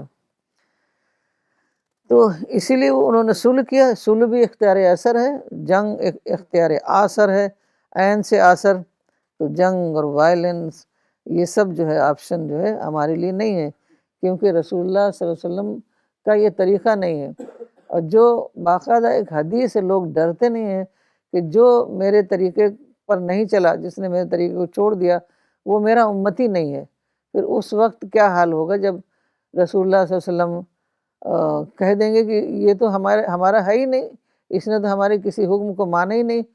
تو ڈرنا چاہیے۔ مجھے ایسا لگتا ہے کہ لوگوں کے اندر سے خدا اور رسول کا سب کا ڈر ہی نکل گیا ہے۔ تو بس وہ چاہتے ہیں کہ ہم مسلمان ہیں، بائی برتھ مسلمان ہیں، ہم تو سیدھے جنت میں جائیں گے، رسول ہمیں ہماری بخشش کریں گے۔ تو یہ سب جو فرضی خوش عقیدگیاں جو ہیں، یہی سب جو ہے مسلمانوں کو سمجھنے نہیں دیتی باتوں کو، کہ رسول اللہ صلی اللہ علیہ وسلم نے دیکھیے ہمیشہ اوائڈ کیا۔ جب آپ کو شروع کیا آپ نے کام مشن کا، تو کعبے میں 360 بت رکھے ہوئے تھے، وہیں آپ جا کے نماز پڑھتے تھے۔ آج تو ایک بت کی کیا ایک تصویر بھی لٹکا دیں نا، تو اس پر لوگ کپڑا ڈال کے تب نماز پڑھتے ہیں۔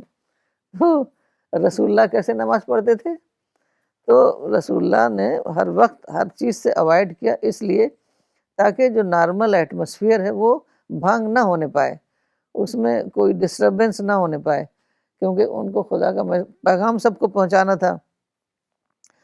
پھر بھی چونکہ بہت ہی سخت حالات تھے اس وقت ریلیجس پرزیکیوشن کی وجہ سے، تو آپ کو وہاں بہت تھوڑے سے لوگ ملے۔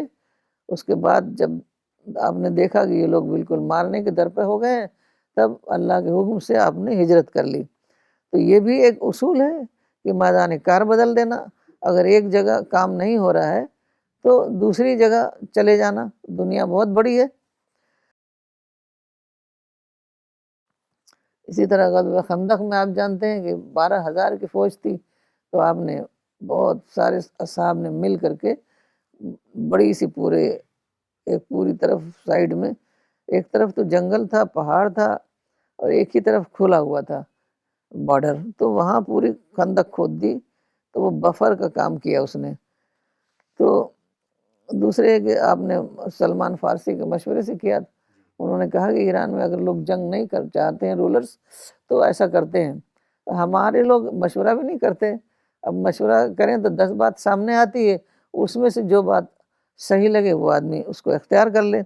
اب دیکھیے کہ رسول اللہ مشورہ کرتے تھے، جہاں کے حضرت جبریل کہتے کہ جب جبریل آئیں گے تو ہم ان سے پوچھ لیں گے۔ نہیں، انسانوں کے تجربے ہوتے ہیں، ان سے مشورہ کرنا چاہیے، اس سے بہت ساری باتیں سمجھ میں آتی ہیں۔ پھر آپ نے جب دیکھا کہ کچھ ہو نہیں پا رہا ہے تو آپ نے صلح کر لی۔ یہ بہت ہی بڑا اصول ہے کہ جب جنگی حالات ہو گئے ہیں، اب جنگ کرنے سے کوئی نتیجہ نہیں نکل رہا ہے، تو صلح کر لی۔ اصل میں اگر آدمی اپنا ایگو ختم کر دے نا، ایگو، ایروگنس، سپیریورٹی کمپلیکس، یہی سب چیزیں انسان کو دبنے نہیں دیتی۔ کہتے ہیں ہم اکڑ کے ہی رہیں گے چاہے ہم برباد ہو جائیں۔ تو انسان کو جھکاؤ جو ہے نا، وہ مومن کی ایک پہچان ہے، تو اس کو جھکنا ہوگا اور یہ سارے صلح کے راستے اختیار کرنے ہوں گے، کیونکہ یہی اونلی میتھڈ ہے سکسیس حاصل کرنے کے لیے۔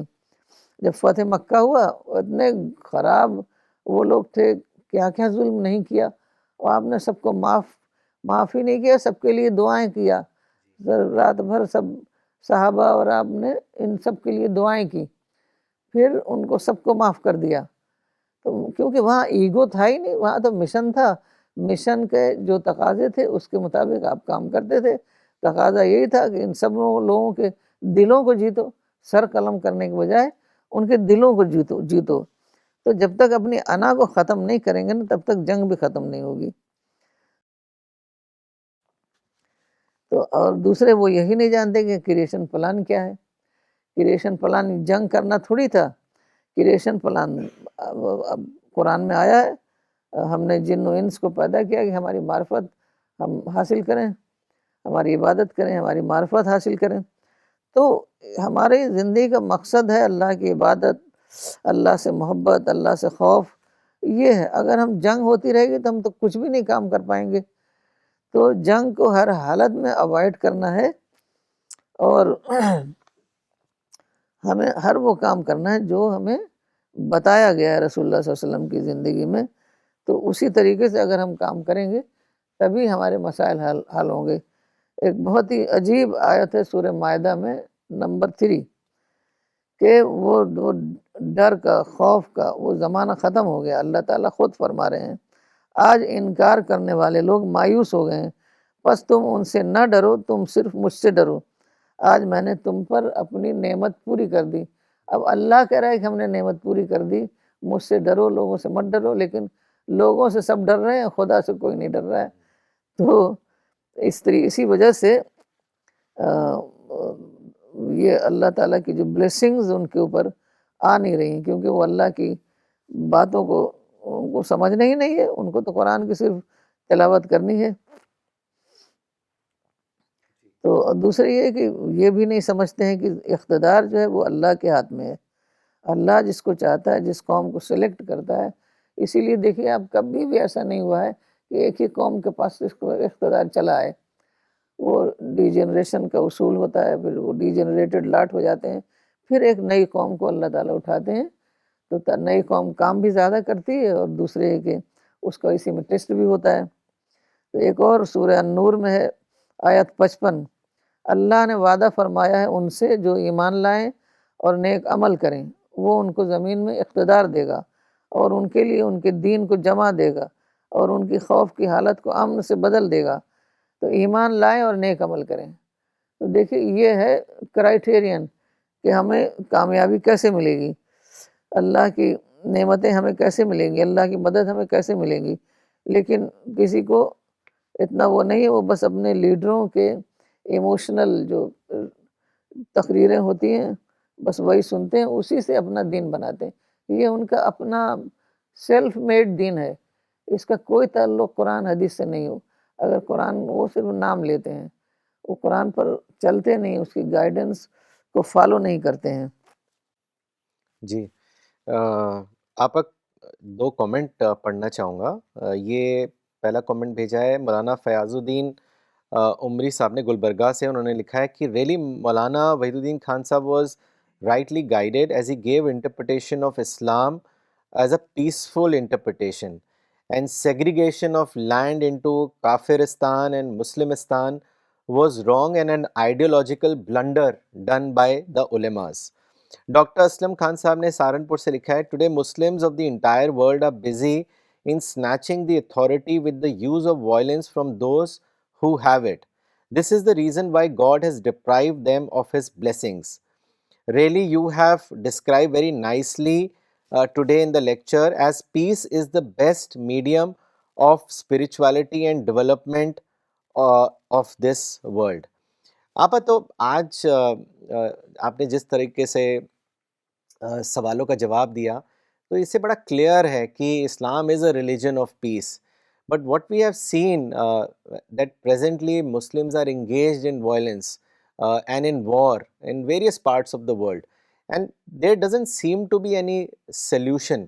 So Appa, clearly what we can make out is that the Muslim Ummah needs to replan, they need to develop positive thinking, کیونکہ ہم ایک ماڈرن ورلڈ میں رہ رہے ہیں جہاں پہ بہت اپرچونیٹیز ہیں۔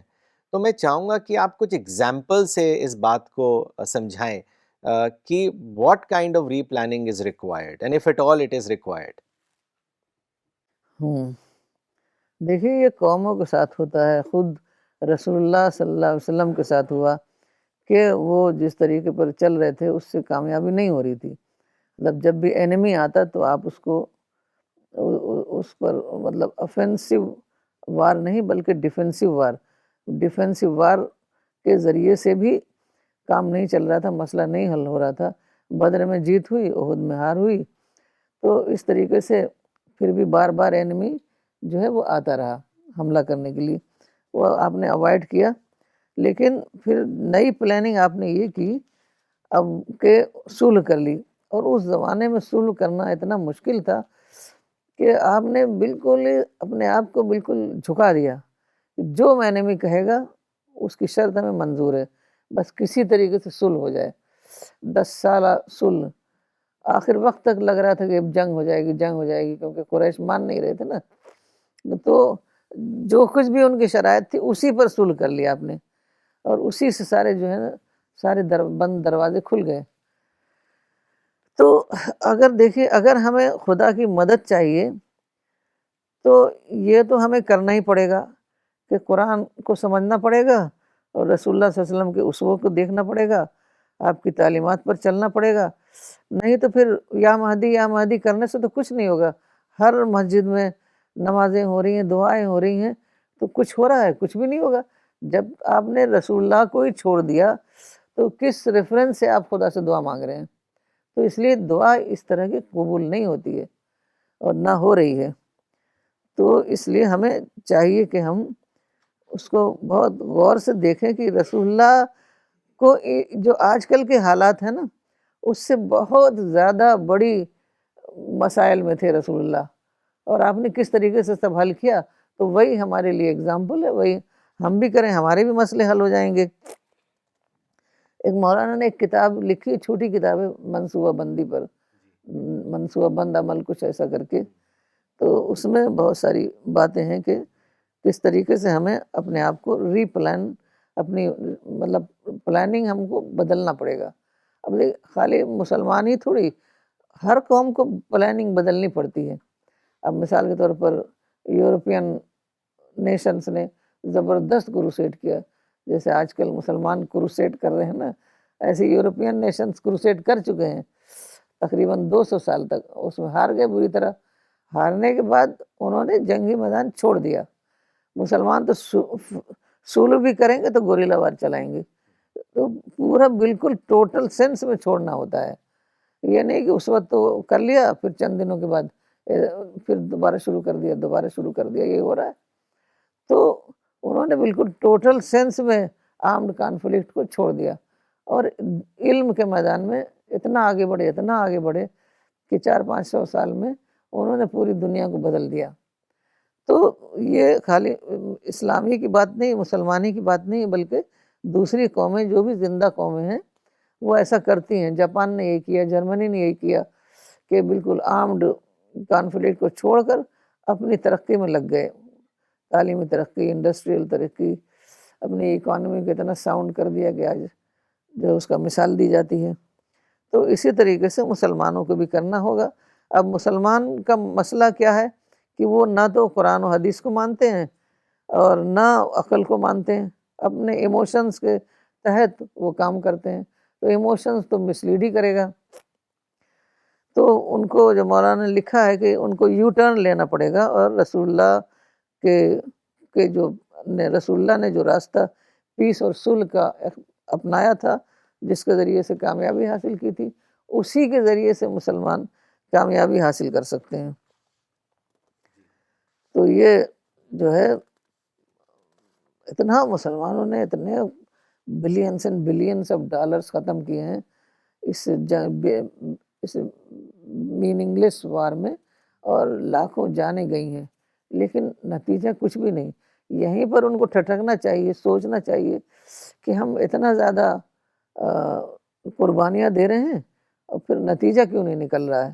لیکن میرے خیال میں سوچنے کا ان کے اندر مادہ ہے ہی نہیں، تو اس وجہ سے کام نہیں ہو رہا ہے. حالانکہ اسی اسرائیل میں آپ جانتے ہیں جو عرب پیسفل طریقے سے کام کر رہے تھے وہ اسرائیلی میں رہتے ہیں 20%، اور وہ پورے طریقے سے ترقی کر رہے ہیں، علم کی ترقی، اکانومی، ان کے کالجز یونیورسٹیوں میں پڑھتے ہیں اور وہاں بزنس کرتے ہیں اور بہت ہی پیسفل طریقے سے رہتے ہیں وہ. لیکن اسرائیل کی ان سے جنگ ہے جو بار بار ان کے اوپر حملہ کرتے ہیں، بار بار راکٹ داغتے ہیں، ان سے جنگ کر رہا ہے اسرائیل. وہ اپنے پیسفل جو عرب جو اسرائیل میں رہتے ہیں ان سے تھوڑی اس کی کوئی جنگ ہے. ان کو تو تمام اپرچونیٹیز جو ان کے اپنے باشندوں کے لیے ہے وہ ان کے لیے بھی ہے. تو اب یہ جو ہے رسول اللہ صلی اللہ علیہ وسلم کی تب ہو گیا ہجرت مدینہ ہے، پھر وہ صلح حدیبیہ ہے، پھر بہت بڑی چیز ہے کہ سب کو معاف کرنا، سب کو معاف کر دیا، سب کے دلوں کو جیت لیا. تو ہمیں بھی وہی کرنا ہوگا، ہمیں بھی جنگ کے بغیر فتح حاصل کرنی ہوگی. پھر جیسے آپ نے صلح حدیبیہ کیا ویسے ہی امن کے معاہدے دوسرے ٹرائب، بہت سارے ٹرائبس تھے، دوسرے ٹرائب سے امن کے معاہدے کرنا شروع کر دیا اور بادشاہوں کو خطوط لکھنا شروع کر دیے کہ یہ پیغام ہے اسلام کا. کوئی انتقام نہیں لیا. اور سب سے بڑی بات جو ہے جو مجھے لگتی ہے کہ جب مکہ فتح ہو گیا اور سب نے سرنڈر کر دیا، اس وقت صحابہ آئے کہ ہم اپنا گھر بر جو جائیداد سب چھوڑ کے گئے تھے، گھر تھے اور بہت کھجور کے باغ وغیرہ ہوتے تھے، انہوں نے کہا کہ اب تو ہم فاتح ہو گئے تو اب ہمیں یہ سب جگہ ملنی چاہیے. جیسے رسول اللہ صلی اللہ علیہ وسلم نے سنا کہ یہ لوگ جگہ واپس لینے کی باتیں کر رہے ہیں، اسی وقت کوچ کر دیا. اب دیکھیے اب رسول اللہ کو مکہ میں رہنا کتنا عزیز تھا، لیکن اسی وقت کوچ کر دیا کہ یہاں پہ جھگڑا شروع ہو جائے گا. اور لینڈ کا جھگڑا، وہ جو لینڈ کا جھگڑا ہمارے یہاں 100 برس سے ختم نہیں ہو رہا ہے، آپ نے ایک دن میں ختم کر دیا. فوراً وہاں سے سب کو لے کر مدینہ چلے گئے. یہ جھگڑا نہیں چاہتے تھے آپ، کیونکہ جھگڑے میں کوئی کام نہیں ہوتا نا، جھگڑے میں تو بس خالی جنگ ہوتی ہے، ان کے خلاف ان کے خلاف، بس نفرت کی جو ہے تحریک چلتی ہے، تو کچھ کام نہیں ہو سکتا ہے. تو مسلمانوں کو بھی اسی طریقے سے اپنی نئی پلاننگ کرنی پڑے گی. انہیں سوچنا پڑے گا کہ ہماری تمام قربانیوں کے باوجود ہم کامیاب کیوں نہیں ہو رہے ہیں. تو یہ سب انہیں کرنا ہوگا اگر وہ چاہتے ہیں کہ انہیں کامیابی ملے. جی مولانا کہتے تھے آپا کہ world and this life is full of unfavorable situations.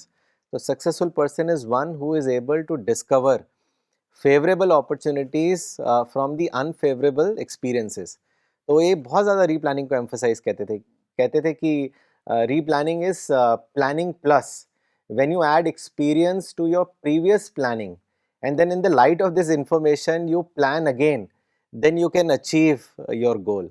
So re-planning is very very important. آپ آج کے سیشن کا آخری سوال، ہم قرآن اور حدیث میں دیکھتے ہیں کہ one of the greatest duty of Muslim امہ از شہادت علی الناس، that is to convey the divine message peacefully to all the nations. تو میں چاہوں گا کہ اس پر آپ آج کا سیشن ختم کریں، اس کے بارے میں ہم سب کو بتائیں. یہ دیکھیے رسول اللہ صلی اللہ علیہ وسلم آخری پیغمبر تھے. اس سے پہلے یہ ہوتا تھا کہ ایک پیغمبر چلا گیا، اس کی ٹیچنگ اس کو لوگ بھول گئے تو دوسرا پیغمبر آ جاتا تھا. اب آپ چونکہ آخری پیغمبر ہیں اور ہر مسلمان یہ جانتا ہے، مانتا ہے اس کو. قادیانی نہیں مانتے تھے تو قادیانی کو انہوں نے اپنا الگ ہی کر دیا، الگ فرقہ بنا دیا ان کو. تو جو مانتے ہیں تو صرف ماننا تھوڑی کافی ہے. ماننے کا مطلب ہے کہ آپ کی جو بتائے ہوئے طریقے ہیں، آپ کی لائف سے جو ہمیں ایک ساری ایگزامپلس ملتی ہیں اس کو فالو کرنا. خالی ہیرو نہیں بنا لینا ہے بلکہ آپ کے اسوا کو فالو کرنا. تو وہ ان کو کرنا پڑے گا، کیونکہ مسلمان جو ہے نا ان کی حیثیت مڈل نیشن کی ہے. اس کو امت وسط کہا گیا ہے. مطلب ہم رسول اللہ سے کس سے پیغام لے رہے ہیں اللہ کا، اور اس کو ہم بیچ میں ہیں، اور آگے ہم جن لوگوں کو پیغام نہیں پہنچا ہے ان کو وہ پیغام ہم پہنچا رہے ہیں. تو اس کو مڈل نیشن، لوگ اس کو بھی نہیں سمجھتے. شہادت کو مارٹرڈم کہتے ہیں. تو وہی ہے کہ قرآن کو سمجھتے ہی نہیں تو کیسے اپنی تحریک کو صحیح چلائیں گے. تو یہ آخرت میں دیکھیے دنیا میں انسان جنگ کرنے کے لیے پیدا ہی نہیں کیا گیا. اب حابیل قابل جو حضرت آدم کے بیٹے تھے، تو حابیل تو اچھے والے تھے اور قابل غصہ ہو گیا تو مار دیا تھا. تو اس وقت جب مار رہا تھا، اس وقت حابیل نے کہا کہ تم اگر میرے اوپر ہاتھ اٹھاؤ گے تب بھی میں اس کو ریٹیلیٹ نہیں کروں گا، اور وہی کیا انہوں نے کہ اس کو مار دیا، انہوں نے اس کو نہیں مارا، اس کو اپنا ہاتھ نہیں اٹھایا۔ تو یہ پہلے ہی دن اللہ تعالیٰ نے سارا سیٹ کر دیا تھا کہ اگر کچھ لوگ خراب نکلیں گے تو تم اس کو ریئیکٹ مت کرنا۔ اور بعد میں اس کی مثال دی گئی ہے قرآن میں، اور اس میں بھی ہے، حدیث میں بھی ہے، تم حابیل بنو کہ اگر وہ لوگ ہاتھ اٹھائیں تب بھی تم مت ہاتھ اٹھاؤ۔ تو پھر خدا کی مدد آ جاتی ہے نا۔ لوگ سمجھتے ہیں کہ ہم کو تو دبا لیں گے، دبا کیسے لیں گے؟ رسول اللہ نے دب کر سول کیا تو دبا لیا، سارا عرب آپ کا ہو گیا۔ تو دنیا جو ہے نا، اللہ تعالیٰ نے کچھ بہت ہی مضبوط اصولوں پر قائم کی ہے۔ تو یہ بھی اصول ہے کہ ہم جتنا دبیں گے اتنا ہی زیادہ خدا کی مدد آئے گی، اور ہر کامیابی خدا کی مدد سے حاصل ہوتی ہے۔ اکڑنے سے تو کوئی بھی کامیابی نہیں ہوتی، کیونکہ اکڑیں گے تو یہ شیطان کی سنت ہے اکڑنا۔ تو اگر اکڑیں گے تو ہمیں کچھ بھی نہیں ملے گا، اگر ہم جھکیں گے تو ہمیں خدا کی مدد، فرشتوں کی مدد سب مل جائے گی، اور تبھی ہمارا کام بنے گا۔ تو ہمارا جو مقصد ہے کہ ہم خود نجات کے راستے کو اپنائیں، سالویشن کے راستے کو اپنائیں، اور وہی راستہ ہم دوسروں کو دکھائیں، اور بالکل پیسفلی، کیونکہ پیسفل ہونا بہت ضروری ہے۔ پیسفل سے حالات نارملائز ہوتے ہیں، اور تبھی کوئی کام ہوتا ہے۔ اگر جب دو گروہ ایٹ وار ہیں تو ہم نہ ان کی بات سنیں گے، نہ وہ ہماری بات سنیں گے۔ جب ایٹ پیس ہوں گے نا، تبھی تو بات سنائی جا سکے گی، تبھی وہ نارمل طریقے سے سیریسلی اس بات کو کنسیڈر کریں گے۔ تو یہ امت وسط جو ہے قرآن میں سورہ البقرہ میں ہے، ورس 143۔ تو لوگ سمجھتے ہیں ہم تو خیر امت ہیں، ہماری تو کیا بات ہے۔ جیسے خیر امت صحابہ کے لیے آیا ہے کہ انہوں نے کس طریقے سے، کتنی ڈیڈیکیشن کے ساتھ، کتنی قربانیوں کے ساتھ انہوں نے کام کیا، تو ان کو خیر امت کہا گیا۔ اب مسلمان سمجھتے ہیں ہم بھی خیر امت ہیں، کچھ بھی کریں، ہم تو بس ایک مسلمان گھر میں پیدا ہو گئے، پھر کچھ بھی کریں، ہمارے اوپر کوئی وہ نہیں ہے، بائنڈنگ نہیں ہے۔ تو ایسا نہیں ہے، ہم اپنے عمل سے ہمارا درجہ متعین ہوگا، نہ کہ بائی برتھ۔ یہ سب بھی پہلے کی باتیں ہیں۔ بائی برتھ ایک کوئی بادشاہ گھر میں پیدا ہو گیا تو وہ ایلیٹ کلاس میں جو پیدا ہو گیا تو وہ اس کا بالکل الگ درجہ ہوتا تھا، عام گھر میں پیدا ہو گیا تو الگ درجہ۔ تو یہ وہی ساری چیزیں جو ہیں، یہ اینشنٹ ایج میں جو ساری چلتا تھا، یہ سارے طریقے، وہ سب مسلمانوں نے ہر چیز کو اسلامائز کر لیا۔ اب وہ سمجھتے ہیں ہم سپیریئر ہیں، ہم رولرز ہیں۔ ایک دم معمولی سا آدمی تھا، وہ بہت اکڑ کے چلتا تھا، تو کہنے لگا ہم تو سیدھے لال قلعے سے نکل کر آئے، جب مغل سے جب وہاں سے ہارے ہیں نا انگریزوں کے زمان، ہم سیدھے لال قلعے سے آئے ہیں۔ تو یہ اپنے کو سمجھتے ہیں ہم رولر ہیں۔ آج تک ان کی یہ سائیکی ہے کہ ہم رولر ہیں، دوسرے رول رہے ہیں، اس لیے وہ نارمل تعلقات نہیں بنا پاتے ہیں۔ حالانکہ ہماری جو حیثیت ہے وہ ہے کہ ہم امت وسط ہیں، ہمیں خدا سے، رسول سے لینا ہے اور دوسروں تک پہنچانا ہے، جو کہ رسول اللہ صلی اللہ علیہ وسلم نے ایک دم کلیئر آخری خطبے میں کہا تھا، جو حاضر ہے وہ ان کو پہنچا دے، جو حاضر نہیں ہے۔ تو جو رسول اللہ نے حکم دیا ہے وہ تو نہیں کریں گے، جو حکم نہیں دیا ہے وہ کام کریں گے، تو کامیابی کہاں سے ملے گی آپ بتائیے؟ اور دوسرے جو سب سے بڑی بات ہے کہ زمانہ بدل گیا ہے، آج گلوبل کمیونیکیشن کا زمانہ ہے، ہم اتنی تیزی سے کام کر سکتے ہیں، ہر گوشے میں خدا کا ورڈ پہنچا سکتے ہیں۔ پہلے تو کوئی سوچ بھی نہیں سکتا تھا کہ گھر گھر اسلام کا کلمہ کیسے داخل ہو جائے گا۔ اب ہمارے کلیم الدین صاحب کو دیکھیے، ہر وقت کہیں نہ کہیں کام کر رہے ہوتے ہیں، پوری دنیا میں وہ پہنچ جاتے ہیں جہاں بھی ضرورت ہوتی ہے، ٹریول کر کر کے۔ تو یہ ساری آسانیاں پہلے تھوڑی تھیں۔ پہلے تو ام ملحان جو گئی تھی، وہ ایسا حالات خراب تھے، وہ خچر پہ شاید چل رہی تھی، گر گئیں، وہ ختم ہو گئیں۔ تو اب آج تو ہوائی شاہی سواری ہے، ہوائی جہاز، اڑ کر آپ کہیں بھی جائیے، ہر جگہ ریلیجس فریڈم ہے، اور آپ کام کریے۔ تو اس زمانے کی تبدیلی کو سمجھنا پڑے گا۔ اور دوسرے ٹورزم والا، کہ آج کل زمانہ ہے ٹورزم کا، ساری مدعو خود ہر جگہ آ رہا ہے، اپنے مسلم ملکوں میں آ رہا ہے، تو وہاں جو ہے آپ جائیں اور کام کریں۔ تو جدید امکانات کو استعمال جب ہی کیا جا سکتا ہے جب تشدد ہم ختم کر دیں، صرف ہماری امیج ہو جائے کہ ہم پیس چاہتے ہیں، تو تبھی تو لوگ ہم کو سیریسلی لیں گے۔ اب یہ نہیں کہ 4 دن کے لیے ہتھیار رکھ دیا پھر ہتھیار اٹھا لیا پھر رکھ دیا پھر اٹھا لیا، نہیں، بالکل ہتھیار کو ختم کر دیں۔ اس پر بھی حدیث کتاب الفتن میں کہ زمانہ اتنا خراب آئے گا، تم لوگ اپنے تلوار کو، اس وقت تلوار ہی ہوتی تھی، تلوار کو پھینک دینا اور بالکل ہی گھروں میں گھس جانا، اور وہ فتنے جو آئیں گے نا اس سے دور رہنا بالکل۔ تو یہ کہا گیا ہے ہمیں اپنی اس ڈیوٹی کو سمجھنا ہے اور دعوی ورک میں اپنے آپ کو پیسفل طریقے سے انوالو کرنا ہے۔ جی، جزاک اللہ آپا for giving us direction on this very important topic. آج کے ڈسکشن میں بہت سی باتیں آپ نے بہت اچھے سے واضح کری، and I think we should watch this episode 2-3 times to understand the import of the message that Professor Farida Khanum has given to all of us. So before concluding the session, we have some important releases today, and CPS International is very happy to share that as the members globally have been working very hard to bring out Maulana Sahab's ideology, his works into different languages, and this work is going on a war footing in different parts of the world. So today we will be releasing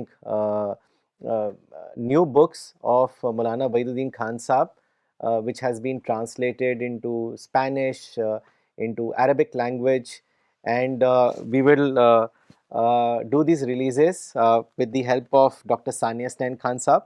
I have invited him to come here and do these releases. تو پہلا جو release ہے یہ English book آج ہم launch کرنے جا رہے ہیں. This is with the title purpose of man's creation, and this translation has been done by professor Farida Khanum. This is a translation of a chapter of Maulana Wahiduddin Khan صاحب بک کتاب معرفت, جس میں ایک چیپٹر ہے معرفت تخلیق. تو اس کا یہ ٹرانسلیشن کیا گیا ہے on purpose of man's creation, and I will request Dr. Sanestan Khan Sahab to launch this book. بسم اللہ الرحمن الرحیم. رب اشرح لی صدری ویسر لی امری واحلل عقدۃ من لسانی یفقہوا قولی. مجھے بہت خوشی ہو رہی ہے اس کتاب کو لانچ کرتے ہوئے, purpose of man's creation, understanding human history through God's creation plan, جو کہ ڈاکٹر فریدہ خانم نے ٹرانسلیٹ کیا ہے. اور جیسا ابھی ڈاکٹر رجت صاحب نے بتایا کہ یہ کتاب معرفت کا ایک چیپٹر ہے, اور اس میں یہ بتایا گیا ہے کہ انسان کو پیدا کرنے کا جو مقصد ہے اللہ کا, وہ یہ کہ وہ خدا کی معرفت حاصل کرے اور اس معرفت کو سارے انسانوں تک پہنچانے کا ذمہ اٹھائے اور اس کے اوپر وہ کام کرے. اور یہ کتاب بہت ہی اہم کتاب معرفت کا ایک حصہ ہے, جو کہ مولانا کی اہم ترین کتابوں میں سے ہے. اور جب تک انسان خدا کی گہری معرفت نہیں حاصل کر سکے گا تو دین کی گہری معرفت بھی نہیں اس کو حاصل ہوگی, اور جو ایک ریچولسٹک انداز ہے اس پہ ہی باقی رہے گا. اس لیے یہ کتاب بہت اہم ہے. اللہ تعالیٰ سے دعا ہے کہ ان سب لوگوں کو اجر عظیم دے جنہوں نے اس میں حصہ لیا, اس کی پبلیکیشن اور ٹرانسلیشن وغیرہ میں. ڈاکٹر صاحب ایک باری اور یہ کتاب آپ ویورس کو دکھا دیں, اس کے کور کو اسپیشلی. تھینک یو ڈاکٹر صاحب. The other release is of a very important and a very popular book of Maulana Waiduddin Khan Sahab, God Arises. Arabic میں اسلام الیتحدہ کے نام سے یہ ابھی بھی یونیورسٹیز میں it is part of the syllabus. So this release is the Spanish translation of the God Arises, and I will request Dr. Saab to do the launch. اس سے پہلے میں یہ بتانا چاہوں گا کہ یہ جو اسپینش ٹرانسلیشنز ہیں ابھی 2-3 کتابوں کا ہوا ہے, یہ خواجہ کلیم الدین صاحب جو USA میں ہیں ان کی جانب سے یہ کوشش کی گئی ہے, کیونکہ آج کل وہ فوکس کر رہے ہیں ان کنٹریز میں جہاں اسپینش بولی جاتی ہے, جیسے برازیل, اور ابھی آج وہاں سے چلے ہیں وہ ایل سیلویڈور سے، جہاں اسپینش بولی جاتی ہے، اور وہاں اسپینش قرآن اور یہ کتابیں لے کے گئے تھے وہ، اور بہت ہی خوشی کا پیغام انہوں نے بھیجا ہے وہاں سے کہ یہاں کے لوگ بہت ہی اوپن ہیں اور بہت ہی ویلکمنگ ہیں، اور انہوں نے خود وہاں لوگوں کو قرآن دیا اور مولانا کی کتاب دی ڈسکور اسلام، اور لوگوں نے بڑی خوشی کے ساتھ کتابیں لی۔ تو کلیم صاحب کا کہنا ہے کہ ہمیں فوکس کرنا چاہیے ایل سیلویڈور پہ، خاص طور سے ایل سیلویڈور پہ، اور جو دوسری کنٹریز ہے جہاں اسپینش بولی جاتی ہے۔ تو یہ گاڈ رائزز کا ٹرانسلیشن ہے اسپینش میں، اور یہ کتاب بہت اہم ترین کتاب، مولانا کی اہم ترین کتابوں میں سے ایک ہے، جس میں یہ دکھایا گیا ہے کہ جو ماڈرن دور کا چیلنج تھا وہ یہ تھا کہ لوگ خدا کا انکار کرنے لگے تھے، الحاد جسے کہتے ہیں۔ تو اس پہ مولانا نے بہت لمبی ریسرچ کی اور یہ کتاب لکھی 1964 میں غالباً یہ شائع ہوئی تھی اردو میں، مذہب اور جدید چیلنج یا علم جدید کا چیلنج کے نام سے، اور بہت ہی معروف ہوئی، اور عربک میں الاسلام یتحدی، ڈاکٹر ظفر الاسلام صاحب نے ترجمہ کیا اس کا، اور معروف کتاب بن گئی پورے عرب ورلڈ میں آج تک۔ تو اس میں یہ بات واضح کی گئی ہے کہ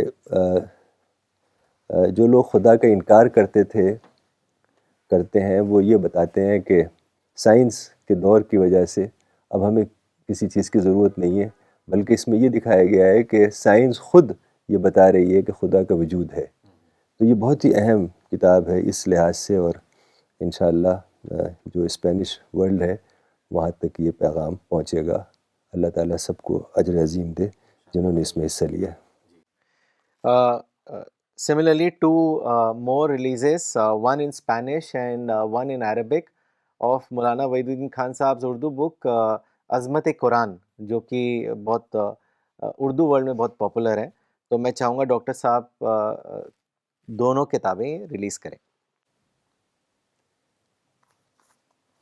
یہ دونوں کتابیں جیسا ابھی ڈاکٹر رجت صاحب نے بتایا کہ عظمت قرآن کا حصہ ہے، اور اس کا ٹائٹل ہے قرآن این ابائڈنگ ونڈر۔ یہ اسپینش ٹرانسلیشن ہے اور یہ عربک ٹرانسلیشن ہے، القرآن معجزۃ الخالدہ۔ تو یہ بھی کلیم صاحب نے کروایا ہے، اور ان کا کہنا ہے کہ مولانا کا لٹریچر بھی ہمیں بہت پھیلانا چاہیے، اور یہ بہت ہی اہم کتاب ہے اس لحاظ سے کہ یہ اس لحاظ سے اہم کتاب ہے کہ قرآن ایک خدا کی کتاب ہے، اور آج 1400 سال گزر گئے لیکن ابھی بھی اپنے اوریجنل فارم میں موجود ہے، بلکہ یہاں تک کہ عجیب بات ہے کہ قرآن کی جو زبان ہے عربک، وہ بھی آج تک بدلی نہیں 1400 سال میں، حالانکہ زبانیں 100 سال میں بدل جاتی ہیں۔ غالب کی اردو جو ہے وہ اکثر مشکل ہوتی ہے سمجھنا، ایسے ہی انگلش جو شیکسپیئر وغیرہ کی بہت مشکل انگلش ہے۔ تو زبانیں بدلتی رہتی ہیں، لیکن یہ بھی ایک معجزہ ہے، میریکل ہے کہ قرآن کے بعد عربک زبان ٹھہر گئی، 1400 سال سے کوئی تبدیلی نہیں آئی، صرف چند الفاظ، نئے الفاظ تو اس میں ایڈیشن ہوتے ہیں، لیکن لینگویج کا جو پورا اسٹرکچر ہے وہ بالکل ایز اٹ از ہے۔ یہ بھی ایک خود میریکل ہے کہ قرآن اللہ تعالیٰ کی کتاب ہے۔ تو یہ بڑی اہم کتابیں، اللہ تعالیٰ اجر عظیم دے جن لوگوں نے اس کا ترجمہ کیا ہے اور اس کی اشاعت میں کام کر رہے ہیں۔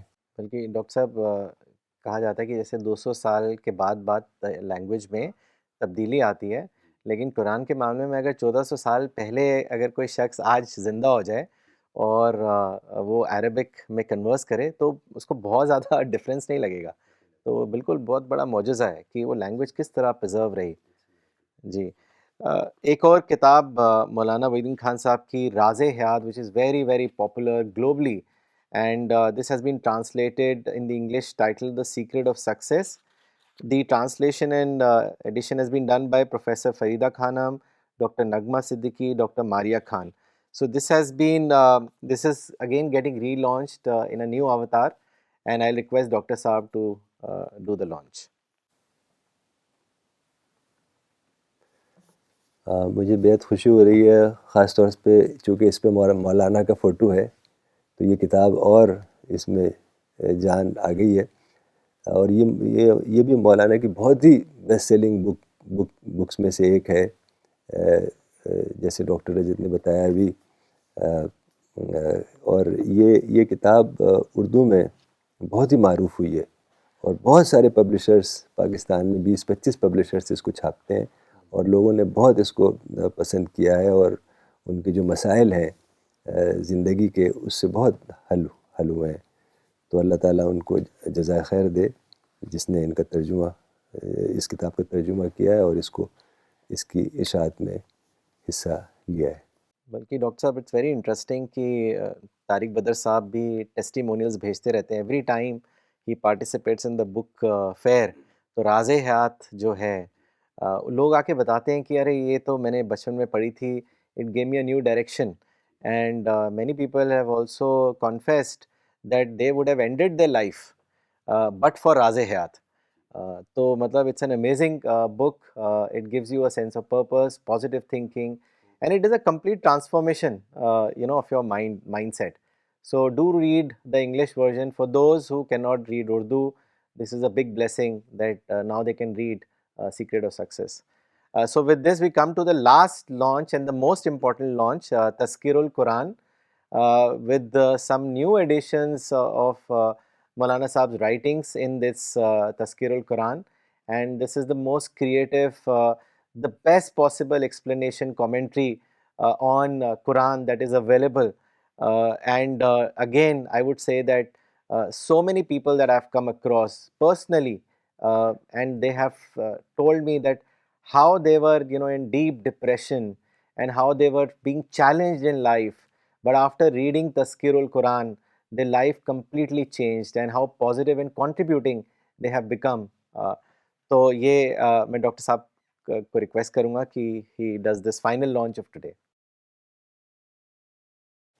ماشاء اللہ مجھے بہت خوشی ہو رہی ہے، تذکیر القرآن کا جو نیا ایڈیشن آیا ہے، یہ ابھی ایڈیشن کچھ اضافے کے ساتھ آیا ہے، کچھ صفحات اس میں ایڈ کیے ہیں جو مولانا کی رائٹنگ سے ہی لیا ہے، ایسے نہیں کسی اور نے لکھا ہے، اس کو فرحات صاحب نے کمپائل کیا ہے، لیکن مولانا کی جو رائٹنگز تھیں اسی میں سے کچھ اور ایکسٹریکٹ کر کے جہاں جہاں ضرورت تھی وہاں ایڈ کیا، تو 30-40 صفحات اس میں بڑھ گئے ہیں، تو یہ اور مکمل کتاب ہو گئی، اور مولانا کی اہم ترین کتابوں میں سے ہے تفسیر، اور خاص طور سے یہ ایک ایسی تفسیر ہے کہ جو قرآن کے گہرے معنی، گہری میننگ جو ہے، ڈیپر میننگ، کیونکہ مولانا کا کہنا ہے کہ قرآن کا جو اصل میننگ ہے وہ بٹوین دا لائن ہے.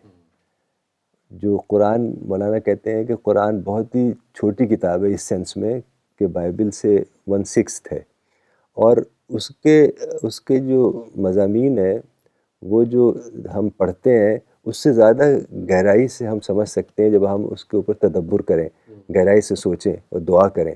تو یہ تذکیر القرآن اسی انداز کی کتاب ہے کہ جہاں بھی کہیں کوئی ایسی بات آئی ہے تو مولانا نے اس کو ایکسپلین کیا ہے اور اس کے گہرے میننگ کو ابھارا ہے، تو اس سے قرآن کی اور گہری معنویت بڑھ جاتی ہے اور قرآن سمجھ میں آتا ہے.